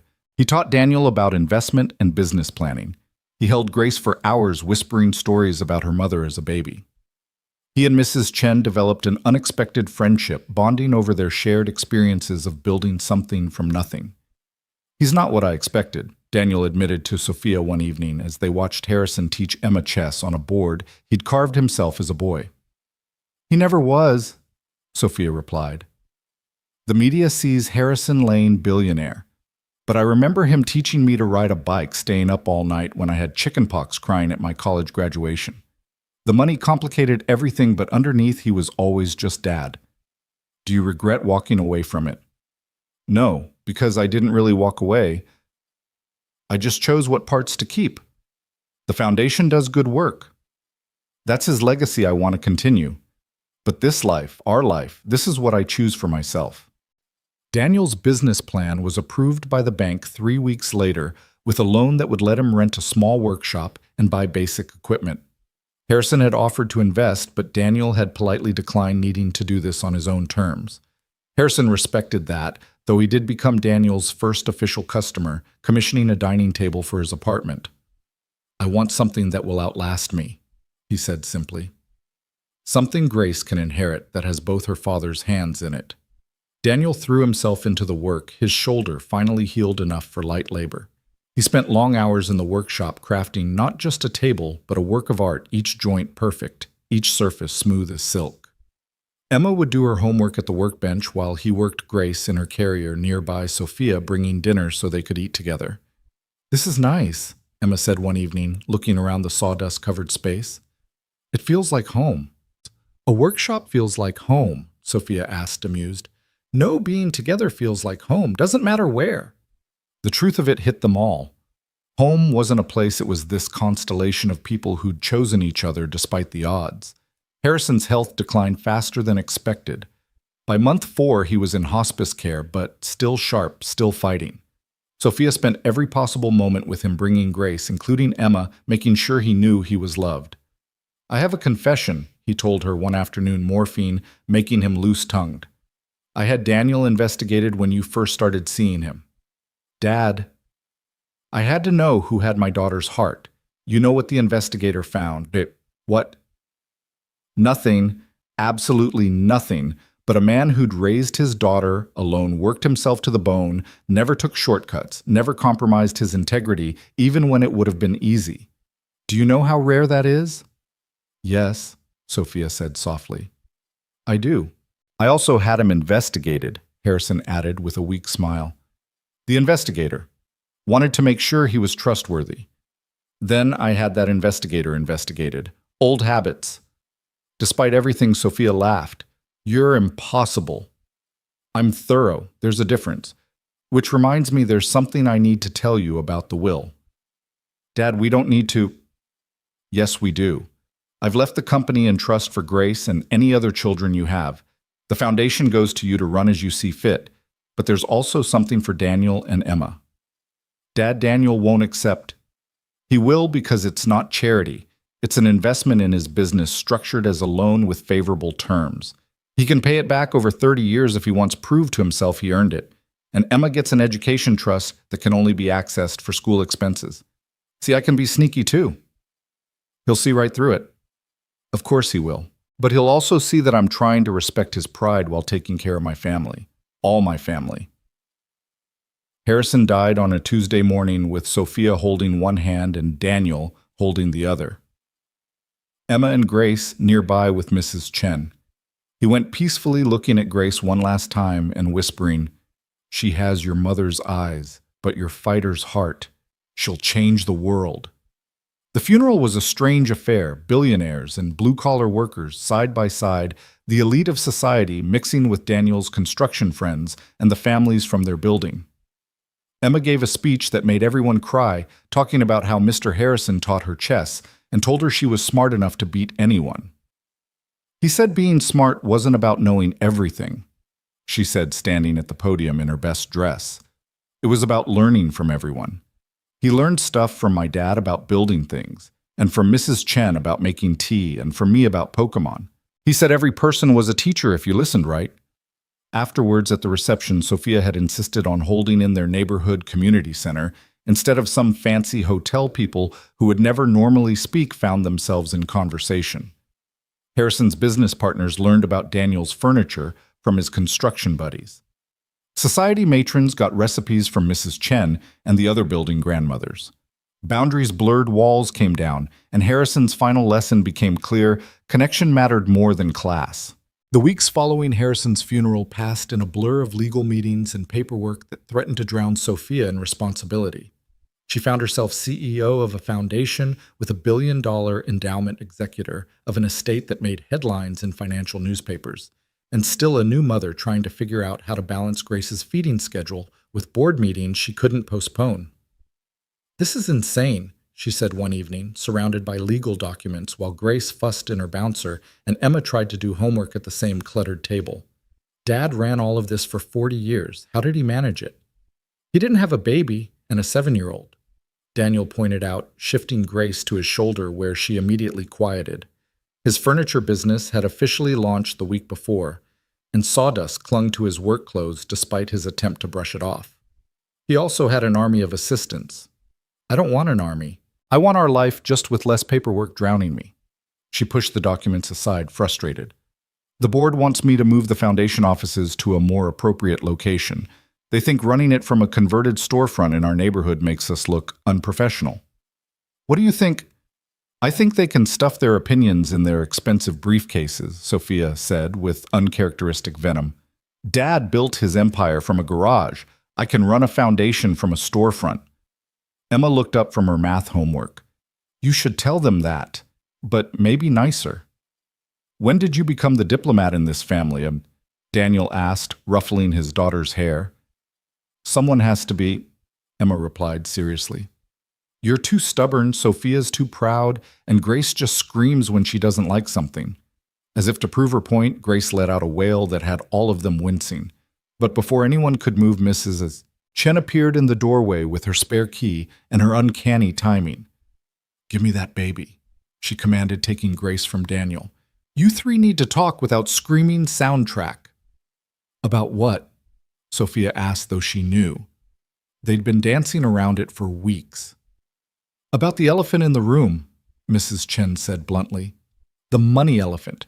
The one that's going to trample your relationship if you don't address it."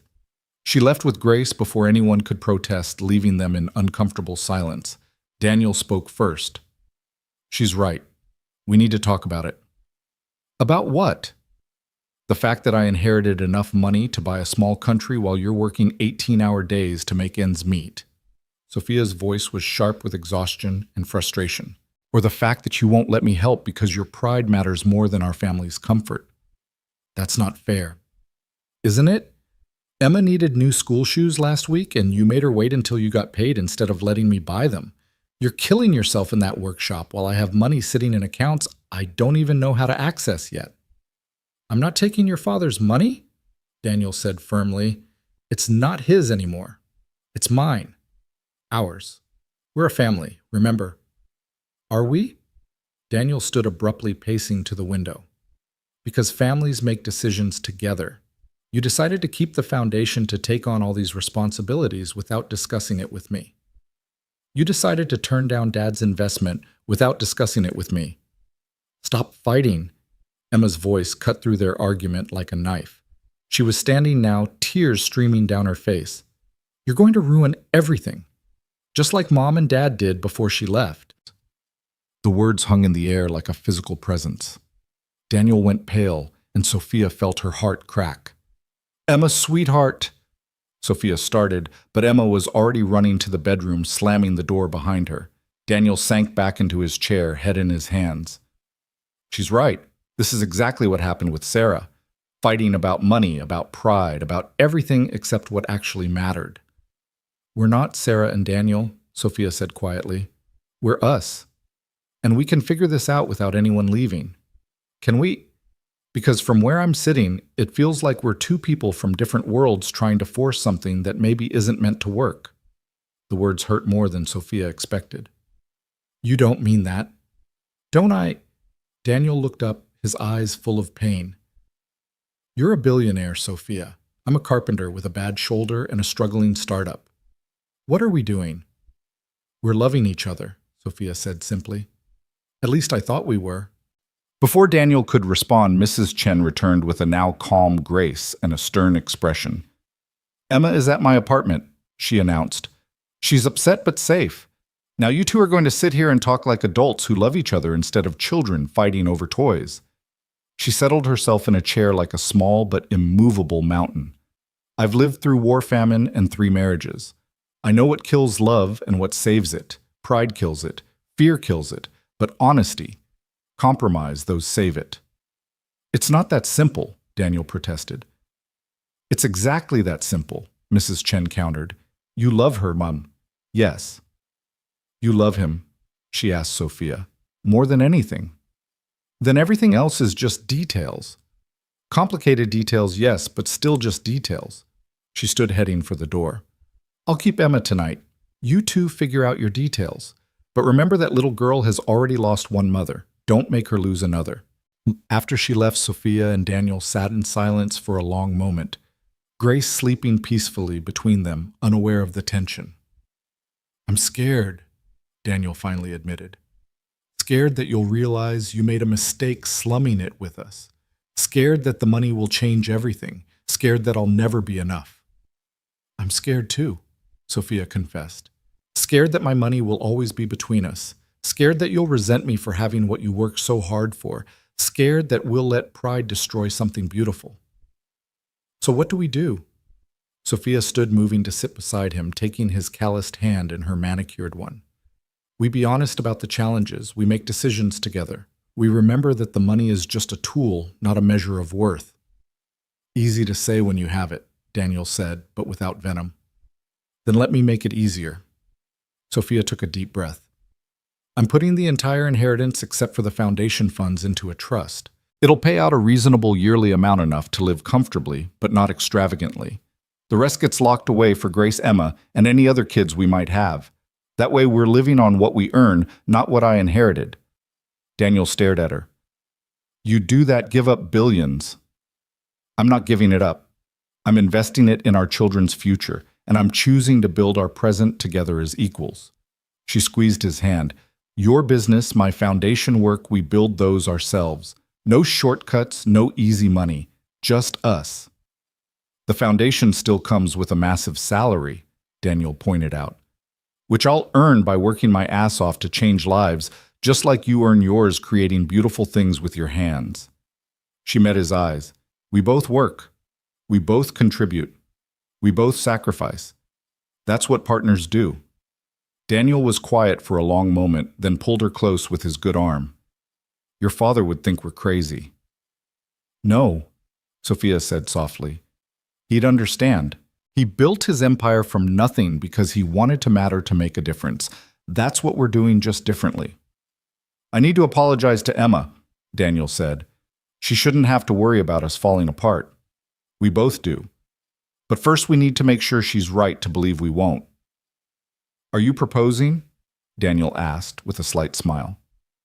"Are you accepting?" "I don't have a ring. Can't afford one that would mean anything compared to what you're used to." Sophia stood walking to a drawer and pulling out a small box. Inside was a simple band, worn and scratched. "This was my mother's. Her original wedding ring from before Dad made his money. She died when I was 3, but Dad kept it. He gave it to me when Grace was born, said I'd know when to use it." Daniel took the ring, examining it in the light. It was plain silver, probably worth less than $100, but the weight of its history made it priceless. Sophia Lane, he said slowly, will you marry a stubborn carpenter who's probably going to drive you crazy with his pride and his need to fix everything himself? Only if Daniel Hayes will marry a spoiled heiress who's trying to learn how to be a real person and probably failing half the time. Deal? He said, slipping the ring onto her finger. They kissed soft and sweet until Grace's hungry cry interrupted them. We should get Emma, Sophia said, picking up the baby to nurse. Tell her together. They found Emma at Mrs. Chen's apartment, curled up on the ancient sofa with hot chocolate and red-rimmed eyes. When she saw them together, her face crumpled. I'm sorry, she whispered. I didn't mean to yell. I just got scared. No, baby girl, we're sorry, Daniel said, scooping her up despite his still weak shoulder. We shouldn't have been fighting like that. Adult problems aren't your responsibility. But they affect me, Emma said with that devastating honesty. When you fight, my whole world shakes. We know, Sophia said, joining them on the sofa, Grace still nursing contentedly. That's why we made some decisions. Together. Are you leaving?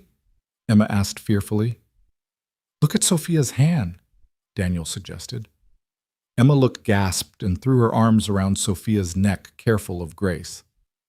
You're getting married. For real married.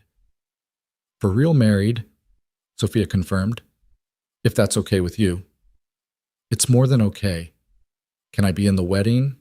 Can Grace? Can Mrs. Chen? Can we have cake? Yes to all of that, Daniel laughed. But it's going to be small, just family. We don't have a lot of family, Emma pointed out. We have enough, Mrs. Chen interjected from the kitchen where she was pretending not to eavesdrop. Quality over quantity. The wedding happened 3 weeks later in the community center where Harrison's memorial had been held. Sophia wore her mother's dress, altered to fit and yellowed with age, but perfect. Daniel wore his only suit, the one he'd bought for job interviews. Emma was the flower girl and ring bearer and self-appointed wedding coordinator, bossing everyone around with 7-year-old authority. Grace slept through most of it in Mrs. Chen's arms. The guests were an eclectic mix, Daniel's construction crew neighbors from the building, a few members of the foundation board who'd become genuine friends, the night shift nurses from the hospital who'd watched their love story unfold. No media, no society pages, no one who mattered to anyone but them. Do you, Sophia Lane, take this man who saved your life by almost dying, who refuses to let you buy him socks even when his have holes, who teaches your daughter that strength isn't about muscles but about showing up every day? The officiant was Mrs. Chen's nephew, a judge who'd flown in from California and decided to add his own flavor to the ceremony. I do, Sophia laughed through tears. And do you, Daniel Hayes, take this woman who gave up everything to gain everything, who burns eggs but makes perfect coffee, who sees you as a hero when you can barely see yourself as adequate? I do, Daniel said, his voice rough with emotion. Then, by the power vested in me by the state of New York and by Mrs. Chen, who threatened me if I mess this up, I pronounce you husband and wife. They kissed to thunderous applause and Emma's delighted squealing. Grace woke up and added her own cry to the celebration. Mrs. Chen wiped tears she'd deny later. The reception was potluck style, everyone bringing something. Daniel's foreman made his famous chili. The foundation's CFO brought wine that cost more than most people's rent, but poured it into paper cups without pretense. Emma performed an interpretive dance she'd choreographed herself that had everyone in stitches. Grace had a massive diaper blowout that required 3 people and an entire package of wipes to handle. It was chaotic and messy and absolutely perfect. No regrets, Daniel asked as they slow danced to music from someone's phone speaker, Emma standing on his feet while Sophia held Grace. Only one, Sophia said. I wish Dad could have been here. He is, Emma said confidently. He's in Grace's eyes, and in the foundation's work, and in the way you smile when you're really happy. That's what Mrs. Chen says about people who die. They leave pieces of themselves in the people who loved them. When did you get so wise? Sophia asked, kissing the top of Emma's head. I've always been wise. You just had to slow down enough to notice. The truth of it hit home. They'd all been running Daniel from his failures, Sophia from her privilege, Emma from her abandonment. But here in this moment, they were still. They were whole. They were family. The first year of marriage wasn't easy. Daniel's business struggled initially, orders slow to come despite the quality of his work. Sophia juggled the foundation's demands with raising Grace and helping Emma with increasingly complex homework. Money was tight by choice, but still a source of tension when Emma needed braces and Daniel insisted on payment plans instead of using Sophia's emergency fund. "This is ridiculous," Sophia exploded one evening after a particularly frustrating argument about medical bills. "We have the money. It's sitting there doing nothing while we stress about orthodontist payments." "It's not doing nothing, it's securing our children's future," Daniel countered. "Their future won't matter if their present is consumed by their parents fighting about money." "Then maybe we need help," Daniel said quietly. "Maybe we need someone neutral to help us figure this out." It was the first time he'd admitted they couldn't solve everything themselves, and Sophia recognized the magnitude of that admission.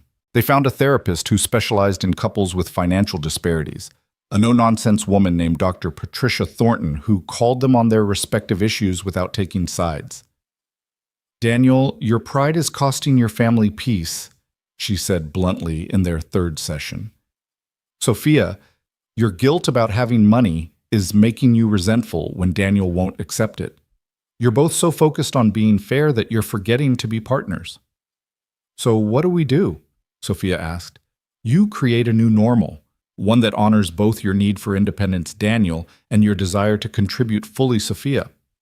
May I suggest a family budget that you both contribute to proportionally, Daniel, you put in what you earn. Sophia, you match it from your foundation salary. Everything else goes to savings and the children's trusts. That way you're living on what you both earn, but no one's killing themselves to prove a point." It took time, but gradually they found their rhythm. Daniel's business began to thrive as word spread about the furniture maker who'd taken a bullet for a stranger. He hated the attention, but couldn't deny it brought customers. Sophia restructured the foundation to focus on supporting single parents, pursuing education, or starting businesses with Daniel's story as inspiration, even though he refused to let her use his name. Emma flourished in her new stability, her grades soaring and her confidence growing. She still had moments of fear, still sometimes watched her parents anxiously for signs of conflict, but increasingly she relaxed into the certainty that this family was permanent. Grace grew from infant to toddler, with the security of being completely loved. She had Daniel's stubborn streak and Sophia's quick temper, Emma's protectiveness, and Mrs. Chen's uncanny ability to appear wherever food was being prepared. She called Daniel Dada, first, sending him into tears he'd deny later. "She knows," he said that night, Grace asleep between them in bed because she'd refused her crib again. "She knows I'm her father, not biologically, but in every way that matters." "Of course she knows," Sophia replied. "She's known since the day you first held her and promised to protect her like you protected me." "I didn't promise that out loud." "You didn't have to. Every time you check on her at night, every time you read her that same board book 15 times in a row, every time you kiss her scraped knees and chase away her bad dreams, you're keeping that promise." As Grace approached her second birthday, life had settled into a comfortable rhythm. Daniel's workshop had expanded, requiring him to hire 2 assistants. Sophia's foundation had funded over 100 single parents' educations and dozens of small businesses. Emma had started middle school, terrifying Daniel with her sudden interest in boys and makeup. "She's too young," he said desperately one morning as Emma left for school in lip gloss. "She's 12, Sophia reminded him. "And it's clear lip gloss, basically chapstick with sparkles. Sparkles lead to lipstick. Lipstick leads to dating. Dating leads to—" "Daniel, I'm not ready for this." No parent ever is. But before he could respond, Sophia's phone rang. The call that would change everything, though they didn't know it yet. "Mrs. Hayes, this is Dr. Morrison from Mount Sinai. We have you listed as Sarah Patterson's emergency contact. There's been an accident." Sophia felt the blood drain from her face. Sarah, Emma's biological mother, the woman who'd walked away 3 years ago and never looked back. "Is she—" "She's alive but critical. She's asking for Emma and Daniel." Sophia looked at Daniel, who'd gone rigid at Sarah's name. Emma was at school, blissfully unaware that her carefully constructed world was about to shift again. "We'll be right there," Sophia heard herself say. "What happened?" Daniel asked, his voice hollow. "Car accident. She's asking for you. For Emma." "No." The word was sharp, final. "She left. She doesn't get to waltz back in just because she's dying, Sophia finished gently. Daniel, I know you're angry. You have every right to be, but Emma deserves the chance to say goodbye, to ask her questions, to get closure, or to get her heart broken all over again. Maybe, but that's her choice to make, not ours. Daniel stood abruptly, pacing to the window. Grace toddled after him, wrapping her tiny arms around his leg. He picked her up automatically, holding her close. I can't watch Emma go through that again, he said brokenly. The months after Sarah left, the nightmares, the questions, the wondering what she did wrong. I can't. You won't be watching alone, Sophia reminded him. We'll be there together. All of us. Mrs. Chen, who'd been quietly listening from the kitchen where she was making lunch, spoke up. The girl needs to see her mother. Not for Sarah, but for Emma. Unfinished business becomes heavy burden later. Daniel looked between them, these women who'd become his family, who'd helped him rebuild after Sarah's destruction. What if she tries to take Emma? She can't, Sophia said firmly. She abandoned her. You have full custody. This is just goodbye. But even as she said it, Sophia wondered if anything involving Sarah could be that simple. They picked Emma up from school, her face cycling through emotions as they explained shock, anger, fear, and something that looked dangerously like hope. Is she coming back? Emma asked quietly. Is that why she wants to see me? We don't know, baby girl, Daniel said honestly. She's very sick. She might just want to say goodbye. Or sorry, Emma added bitterly. She should want to say sorry. At the hospital, they found Sarah diminished, a pale shadow of the vibrant woman who'd once lived in their apartment. Machines surrounded her, monitoring vitals that didn't look promising. Daniel, she whispered, her eyes filling with tears. You came. Emma wanted to come, he said stiffly. This is for her, not you. Sarah's eyes moved to Sophia, taking in the wedding ring, the protective hand on Emma's shoulder, the toddler in her arms. You remarried, she said, not a question. This is Sophia, my wife. She's Emma's mother now. Stepmother, Emma corrected quietly, then looked at Sophia apologetically. I mean, you're my mom too, but it's okay, sweetheart, Sophia said. You're allowed to have complicated feelings about complicated things. Sarah watched this interaction with something like wonder. You're happy, all of you. We are, Daniel confirmed. No thanks to you. I know. Sarah's voice was barely a whisper. I know what I did was unforgivable. But I need to explain. Emma deserves to know it wasn't her fault. I've told her that. But she needs to hear it from me. Sarah looked at Emma directly. Baby, what I did had nothing to do with you. You were perfect, are perfect. I was sick in ways that medicine couldn't fix. Depression, they called it later, but it was more than that. It was like drowning in air, like being buried alive in my own mind. Then why didn't you get help? Emma asked, her voice small but fierce. Daddy would have helped. He always helps. I know, but I convinced myself you'd both be better off without me, that my darkness would infect you, hurt you, so I left before I could destroy you. You destroyed us anyway, Emma said bluntly. Daddy cried when he thought I was asleep. I had nightmares for a year. I thought I wasn't good enough to make you stay. Sarah's tears came faster. I'm so sorry, so sorry. I thought I was saving you, but I was just a coward. Yes, Daniel agreed. You were. But you survived, you thrived. You found Sophia and built something beautiful. They built it, Emma corrected. I just got lucky they included me.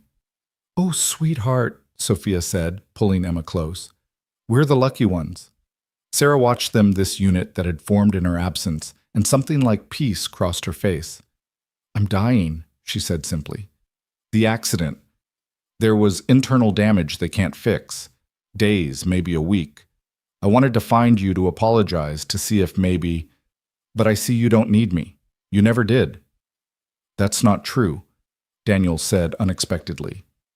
Everyone looked at him in surprise. Emma needed you. She needed her mother. But when you couldn't be that, she found another way. We found another way. Not because we didn't need you, but because we had to survive without you. Sarah nodded, understanding the distinction. I have some things. Not much, but letters I wrote to Emma over the years, but never sent. Jewelry from my mother. Could she have them when she's ready? Sophia said, speaking for the first time. We'll keep them safe until she's ready. Sarah studied her, this woman who'd stepped into the void she'd left. Thank you for loving them. Thank you, Sophia replied carefully, for leaving them whole enough to love. It wasn't forgiveness, but it was acknowledgement. Sarah seemed to understand that was all she could hope for. Emma stepped forward, her small face serious. I'm glad you're sorry. I'm glad you explained. But I'm also glad you left, because if you hadn't, Sophia wouldn't be my mom, and Grace wouldn't be my sister, and we wouldn't be a real family. So thank you for leaving, and I hope you find peace, but I don't forgive you. Not yet. Maybe not ever. The honesty was brutal, but Sarah nodded. That's fair. More than fair. They left shortly after, Emma quiet but not devastated, Daniel tense but not angry. Sophia protective but not possessive. Grace, oblivious to the drama, sang nonsense songs in her car seat. Are you okay? Sophia asked Emma as they drove home. I think so. Is that weird? She's dying and I feel relieved. Like now I know for sure she's not coming back to mess things up. That's not weird, Daniel said. That's honest. And honest is what we do, Emma said, repeating something Sophia often said. Even when it's hard. Sarah died 4 days later. They attended the small funeral, Emma placing a drawing on the casket. A picture of their family, all of them together with Sarah as a small figure in the corner, separated but acknowledged. She was part of our story, Emma explained, even if she wasn't part of our ending. The months following Sarah's funeral brought an unexpected peace to their household, as if her ghost had finally been laid to rest. Emma processed her grief in therapy, working through complicated feelings with a child psychologist who specialized in abandonment issues. Some days were harder than others, but the foundation of love surrounding her held firm. Daniel threw himself into his work with renewed energy, as if Sarah's death had released him from invisible chains. His furniture business expanded beyond custom pieces to restoration work for historical buildings, bringing in steady contracts that finally provided real financial stability. He hired 2 more craftsmen, both single fathers he'd met through Sophia's foundation, understanding firsthand their need for flexible schedules. You're building an empire, Sophia teased one evening, reviewing his quarterly reports, while Grace colored enthusiastically on papers that were thankfully not important. I'm building a legacy, Daniel corrected, pulling her onto his lap despite her protests about the paperwork. Something the girls can be proud of, something that says their father was more than just a guy who got shot once. You were never just that, Sophia said firmly, kissing him soundly. You were the hero who changed everything. Gross, Emma announced from the doorway, though she was smiling. Also, Grace is eating crayons again. Indeed, Grace had moved from coloring to taste testing her face covered in waxy red streaks. Yummy, she declared proudly. Your daughter is going to be an artist, Daniel said, scooping Grace up, or possibly a food critic.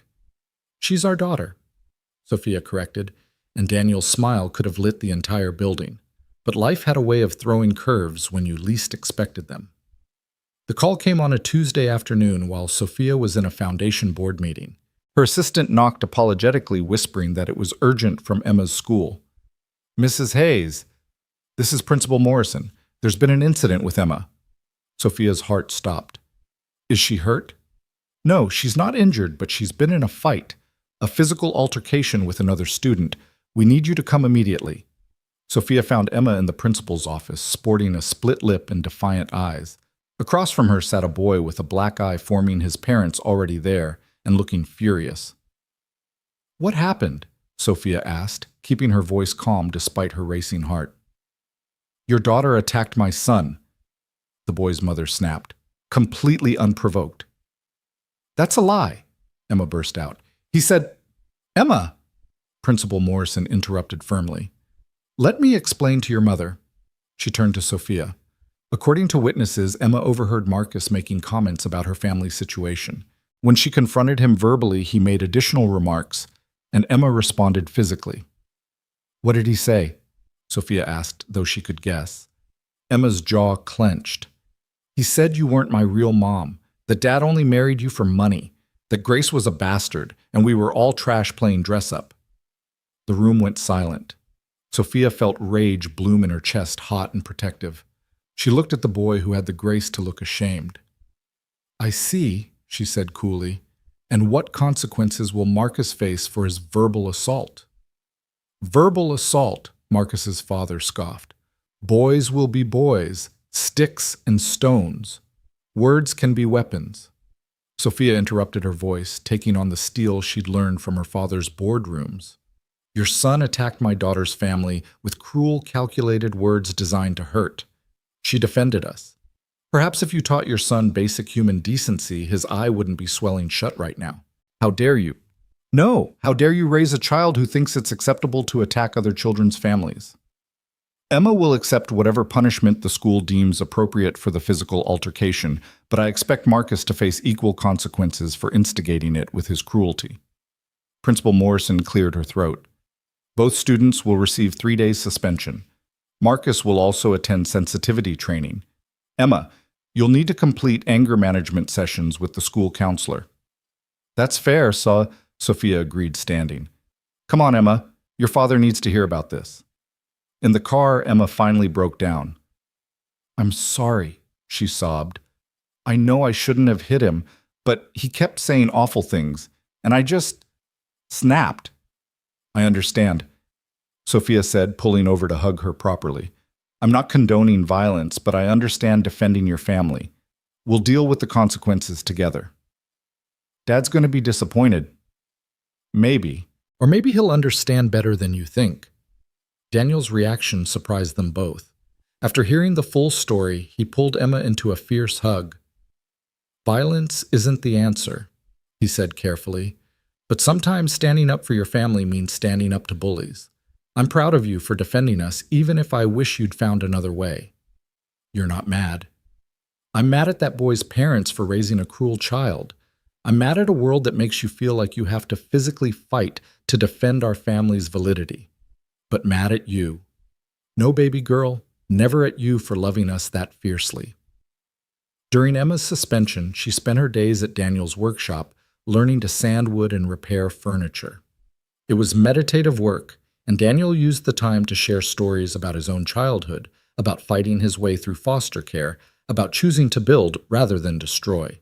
"Every piece of furniture has flaws," he explained, showing her how to work with wood grain instead of against it. "But those flaws make it unique, make it real. Same with families. We're not perfect, but we're real." "Marcus's family looks perfect," Emma said bitterly. "Looking perfect and being perfect are different things. That boy's cruelty came from somewhere, probably from parents who care more about appearances than character." "Sophia taught me that," Emma said, running her hand along a smooth table surface. "That real wealth isn't money. It's having people who love you no matter what." "Smart woman, your mom." "Which one?" Emma asked with a small smile. "Both in different ways. Sarah was smart enough to know she couldn't be what you needed. Sophia was smart enough to know she could." Meanwhile, Sophia was dealing with her own crisis at the foundation. One of their major donors, a conservative businessman named Richard Carlyle, had heard about Emma's suspension and was threatening to pull his funding. "I can't support an organization run by someone who condones violence," he said pompously during an emergency board meeting. "I don't condone violence," Sophia replied evenly. "I condone a 12-year-old girl defending her family against verbal abuse." She gave that boy a black eye. And he gave her wounds that won't show but will take longer to heal. Words matter, Mr. Carlyle. The words we use about families that don't look like ours, about love, that doesn't fit neat categories, about children who've survived abandonment and found new hope.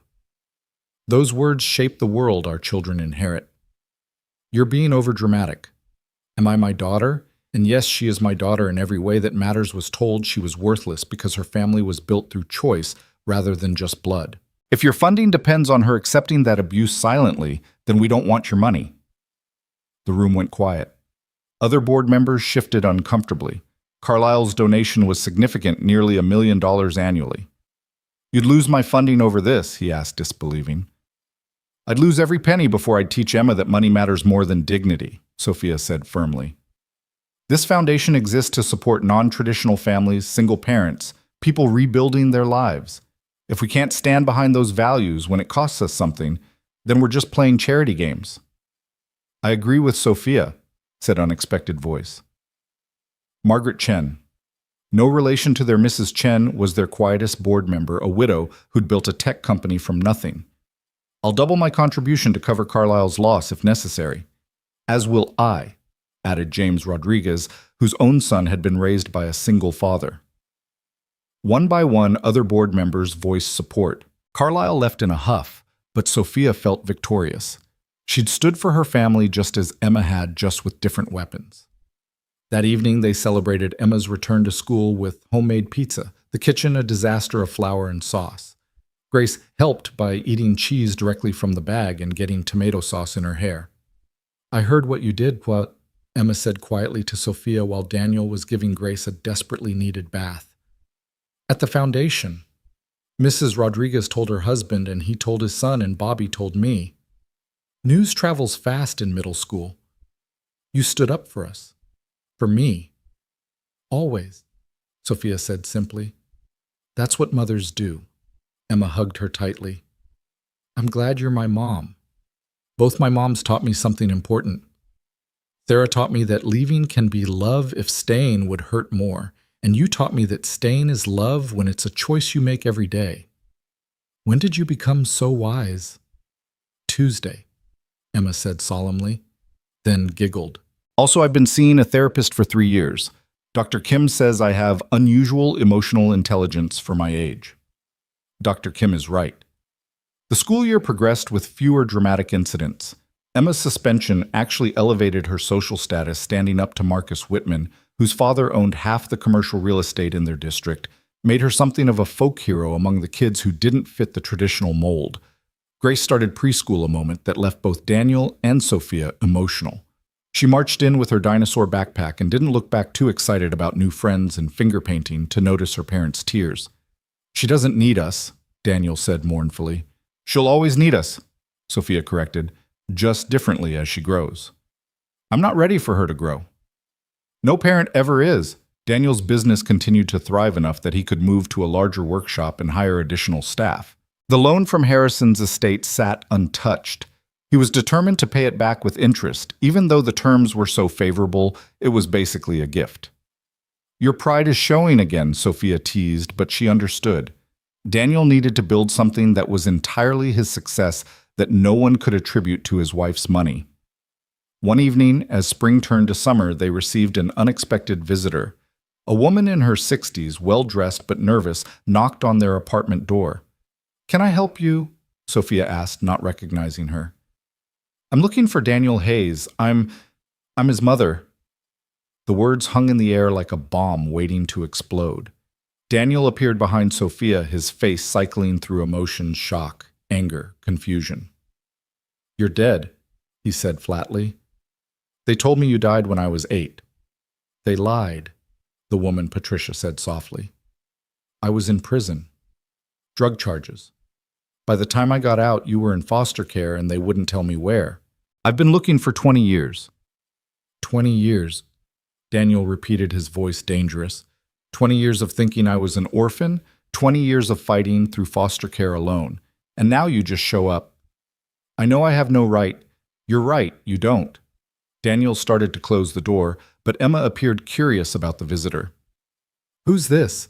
She asked innocently. Patricia's eyes filled with tears. I'm your grandmother, Daniel's mother. Emma's eyes widened.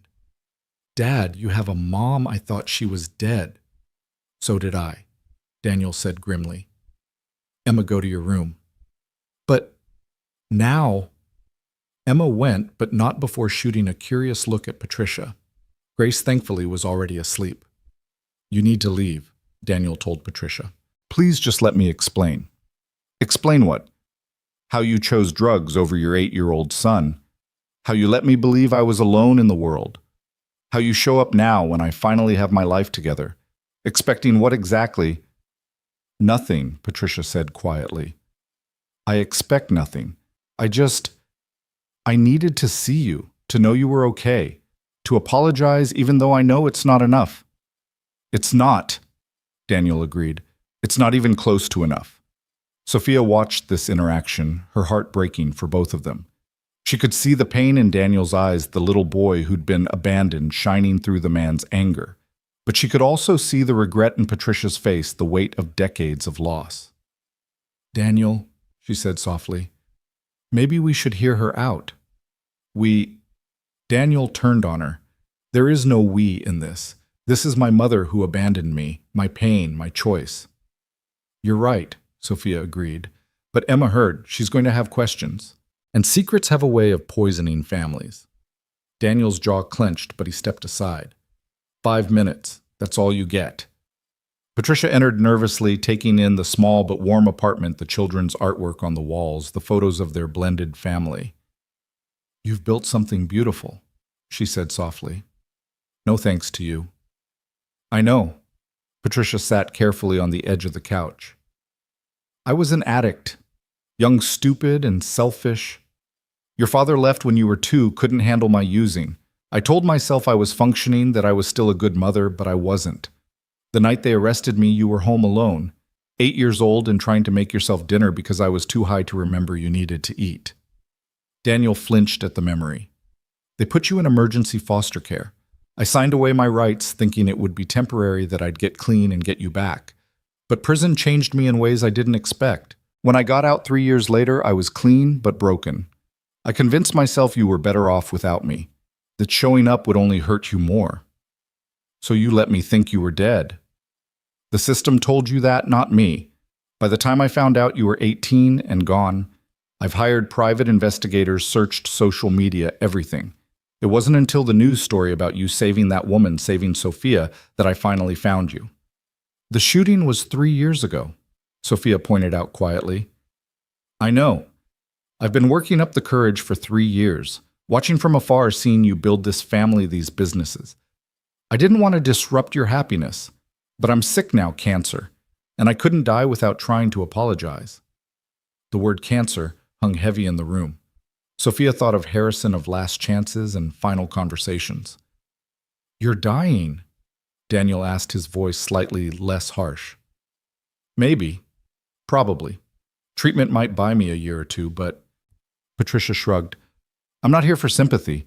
I'm here to say I'm sorry that I loved you even when I was too broken to show it, and that I'm proud of the man you became despite me. Daniel stood abruptly, pacing to the window. Emma had crept back to the hallway, listening despite being told to stay in her room. Sophia saw her and made a decision. Emma, come here. Emma came sheepishly. I'm sorry, It's okay. This affects you too. Sophia looked at Daniel. She should be part of this conversation. Daniel nodded reluctantly. Emma sat beside Sophia, studying Patricia with curious eyes. You're really my grandmother. Biologically, yes, Patricia answered carefully. But being a grandmother is about more than biology, and I haven't earned that title. Why did you leave my dad? I was sick, addicted to drugs. I made terrible choices that hurt him. Like my first mom, Emma said quietly. She was sick in her heart and left. But it still hurt. Yes, Patricia agreed. It still hurt. And I'm sorry for that hurt. Emma looked at Daniel. Are you going to forgive her? I don't know, Daniel answered honestly. Forgiveness isn't something you just decide. It's something you work toward. Dr. Kim says forgiveness is for us, not them, Emma offered. That holding on to anger is like drinking poison and expecting the other person to die. Your Dr. Kim sounds wise, Patricia said with a small smile. She is. She also says family is complicated, and that's okay. Emma looked between the adults. Maybe we could be complicated family, not pretending everything's fine, but not pretending you don't exist either. Daniel looked at his daughter, this wise child who'd survived her own abandonment and come out compassionate rather than bitter. What would that look like? He asked carefully. I don't know, Emma admitted. Maybe letters first, or coffee sometimes, baby steps like when Grace was learning to walk. I don't deserve even that, Patricia said quickly. If you want me to leave and never contact you again, I will. That's what Sarah thought, Emma said. That we were better off without her, but she was wrong. We were better off with the truth, even if it hurt. Secrets are what poison families, not truth. Daniel looked at Sophia seeking support or permission or something. She took his hand, squeezing gently. Whatever you decide, we're here, she said simply. Daniel was quiet for a long moment, then exhaled heavily. Letters. We can start with letters. Emma's right secrets poison families, and I won't have Grace growing up not knowing she has a grandmother, even a complicated one. Patricia's eyes filled with tears. Thank you. That's more than I deserve. Yes, Daniel agreed. It is. But my daughter is teaching me that sometimes grace isn't about what people deserve. Patricia left with their mailing address and a fragile hope. After she was gone, Daniel collapsed on the couch, emotionally exhausted. You did the right thing, Sophia said, curling into his side. Did I feel like I just opened a door I've kept locked for 30 years. Maybe it needed opening, Emma suggested, squeezing in on his other side. Like when we cleaned out the storage unit and found all that stuff we forgot we had. Some of it was garbage, but some was treasure. And some was both, Daniel added. Thinking of Sarah's letters to Emma, still unopened but saved. Exactly. Complicated family. Grace woke then, padding out in her dinosaur pajamas, rubbing sleepy eyes. Why everybody's sad? Not sad baby, Daniel said, pulling her onto his lap. Just feeling big feelings. Oh, ice cream helps with big feelings. Does it now? Sophia laughed. Mrs. Chen says so. Well, if Mrs. Chen says so, who are we to argue? So they had ice cream at 10 o'clock on a Tuesday night. 4 people who'd chosen each other despite everything building something beautiful from broken pieces. Patricia's letters started coming weekly, careful and respectful, never asking for more than Daniel was willing to give. She shared stories of his early childhood, that he'd forgotten medical history, that proved useful when Grace needed testing for allergies, and gradual glimpses of a woman trying to make amends with limited time. After 6 months of letters, Daniel agreed to meet for coffee. Sophia offered to come, but he went alone, needing to face this particular ghost himself. She looks older than her years, he said when he returned. Worn down by regret more than cancer. We talked for an hour. She didn't ask for anything, just wanted to hear about my life. How do you feel? Like I'm 8 years old and 38 simultaneously. Like I want to scream at her and hug her at the same time. Like forgiveness might be possible, but trust never will be. That's okay, Sophia said. Not every relationship needs to be complete. Some can just be what they are. As winter approached, their lives had settled into a new rhythm that included Patricia's peripheral presence. She sent birthday cards, contributed to the girls' college funds despite Daniel's protests, and occasionally joined them for Sunday dinner when Daniel felt strong enough to handle it. It was at one of these dinners that Grace made an announcement that stunned everyone. I want a brother, she declared, stabbing her chicken with determination. Well, sweetie, that's not really something we can just order from Amazon, Sophia said carefully. Why not? You ordered my bike from Amazon. Babies are different, Daniel explained, trying not to laugh. Then where do they come from? Grace asked with 3-year-old intensity. Emma giggled. Oh, this should be good. When 2 people love each other very much. Sophia started, but Grace interrupted. Like you and Daddy? Yes, like me and Daddy. Then make a brother.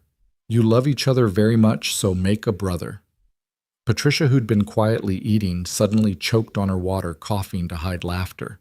It's more complicated than that, Daniel said, shooting his mother a look. Everything's complicated in this family, Emma observed. Why should babies be different? Later that night, after the girls were asleep and Patricia had gone home, Daniel and Sophia sat on their fire escape, despite the cold, wrapped in a blanket together. She's not wrong, Sophia said quietly. Who? Grace. About a brother. Or another sister. Daniel turned to look at her. Are you saying? I'm saying maybe we should talk about it. Emma's 13, Grace is 3. If we're going to expand our complicated family, now might be the time. Can we afford it? The foundation is stable, your business is thriving, and we've got savings now. Not fortune-level money, but enough. That's not what I meant, Daniel said. Can we afford it emotionally? We've been through so much, the shooting, Sarah, my mother, everything. Are we strong enough to add more chaos? I think the chaos has made us stronger, Sophia said. We've been tested in every possible way, and we're still here, still choosing each other. You really want another baby? I want your baby, Sophia corrected. A child that's ours from the start, no complicated history, no one else's claim, just ours. Daniel kissed her deeply, pouring everything he couldn't say into the connection. When they pulled apart, both were breathless. Okay, he said simply. Okay, but let's make Grace a brother or sister. Let's make our complicated family a little more complicated. You know, Sophia said with a grin, we could start trying right now. Mrs. Hayes, are you propositioning me on a fire escape in December? Mr. Hayes, I absolutely am. They barely made it inside before clothes started coming off, laughing and shushing each other to not wake the girls. It was different from their early days, less desperate, more playful, built on a foundation of absolute trust. Afterward, lying tangled together in their small bed, Daniel traced patterns on Sophia's bare shoulder. What are you thinking? She asked. That 3 years ago I was unemployed alone except for Emma and convinced that's all I'd ever be. Then you literally ran into my life and everything changed. You changed everything, Sophia corrected. You showed me what courage really looked like, what love really meant. We saved each other. No, Sophia said thoughtfully. We chose each other. That's better than saving. Anyone can save someone in a moment of crisis. It takes real courage to choose them every day after, even when they come with a criminal mother and a dead ex. Especially then. Besides, I came with assassination attempts and evil stepbrothers. We're even.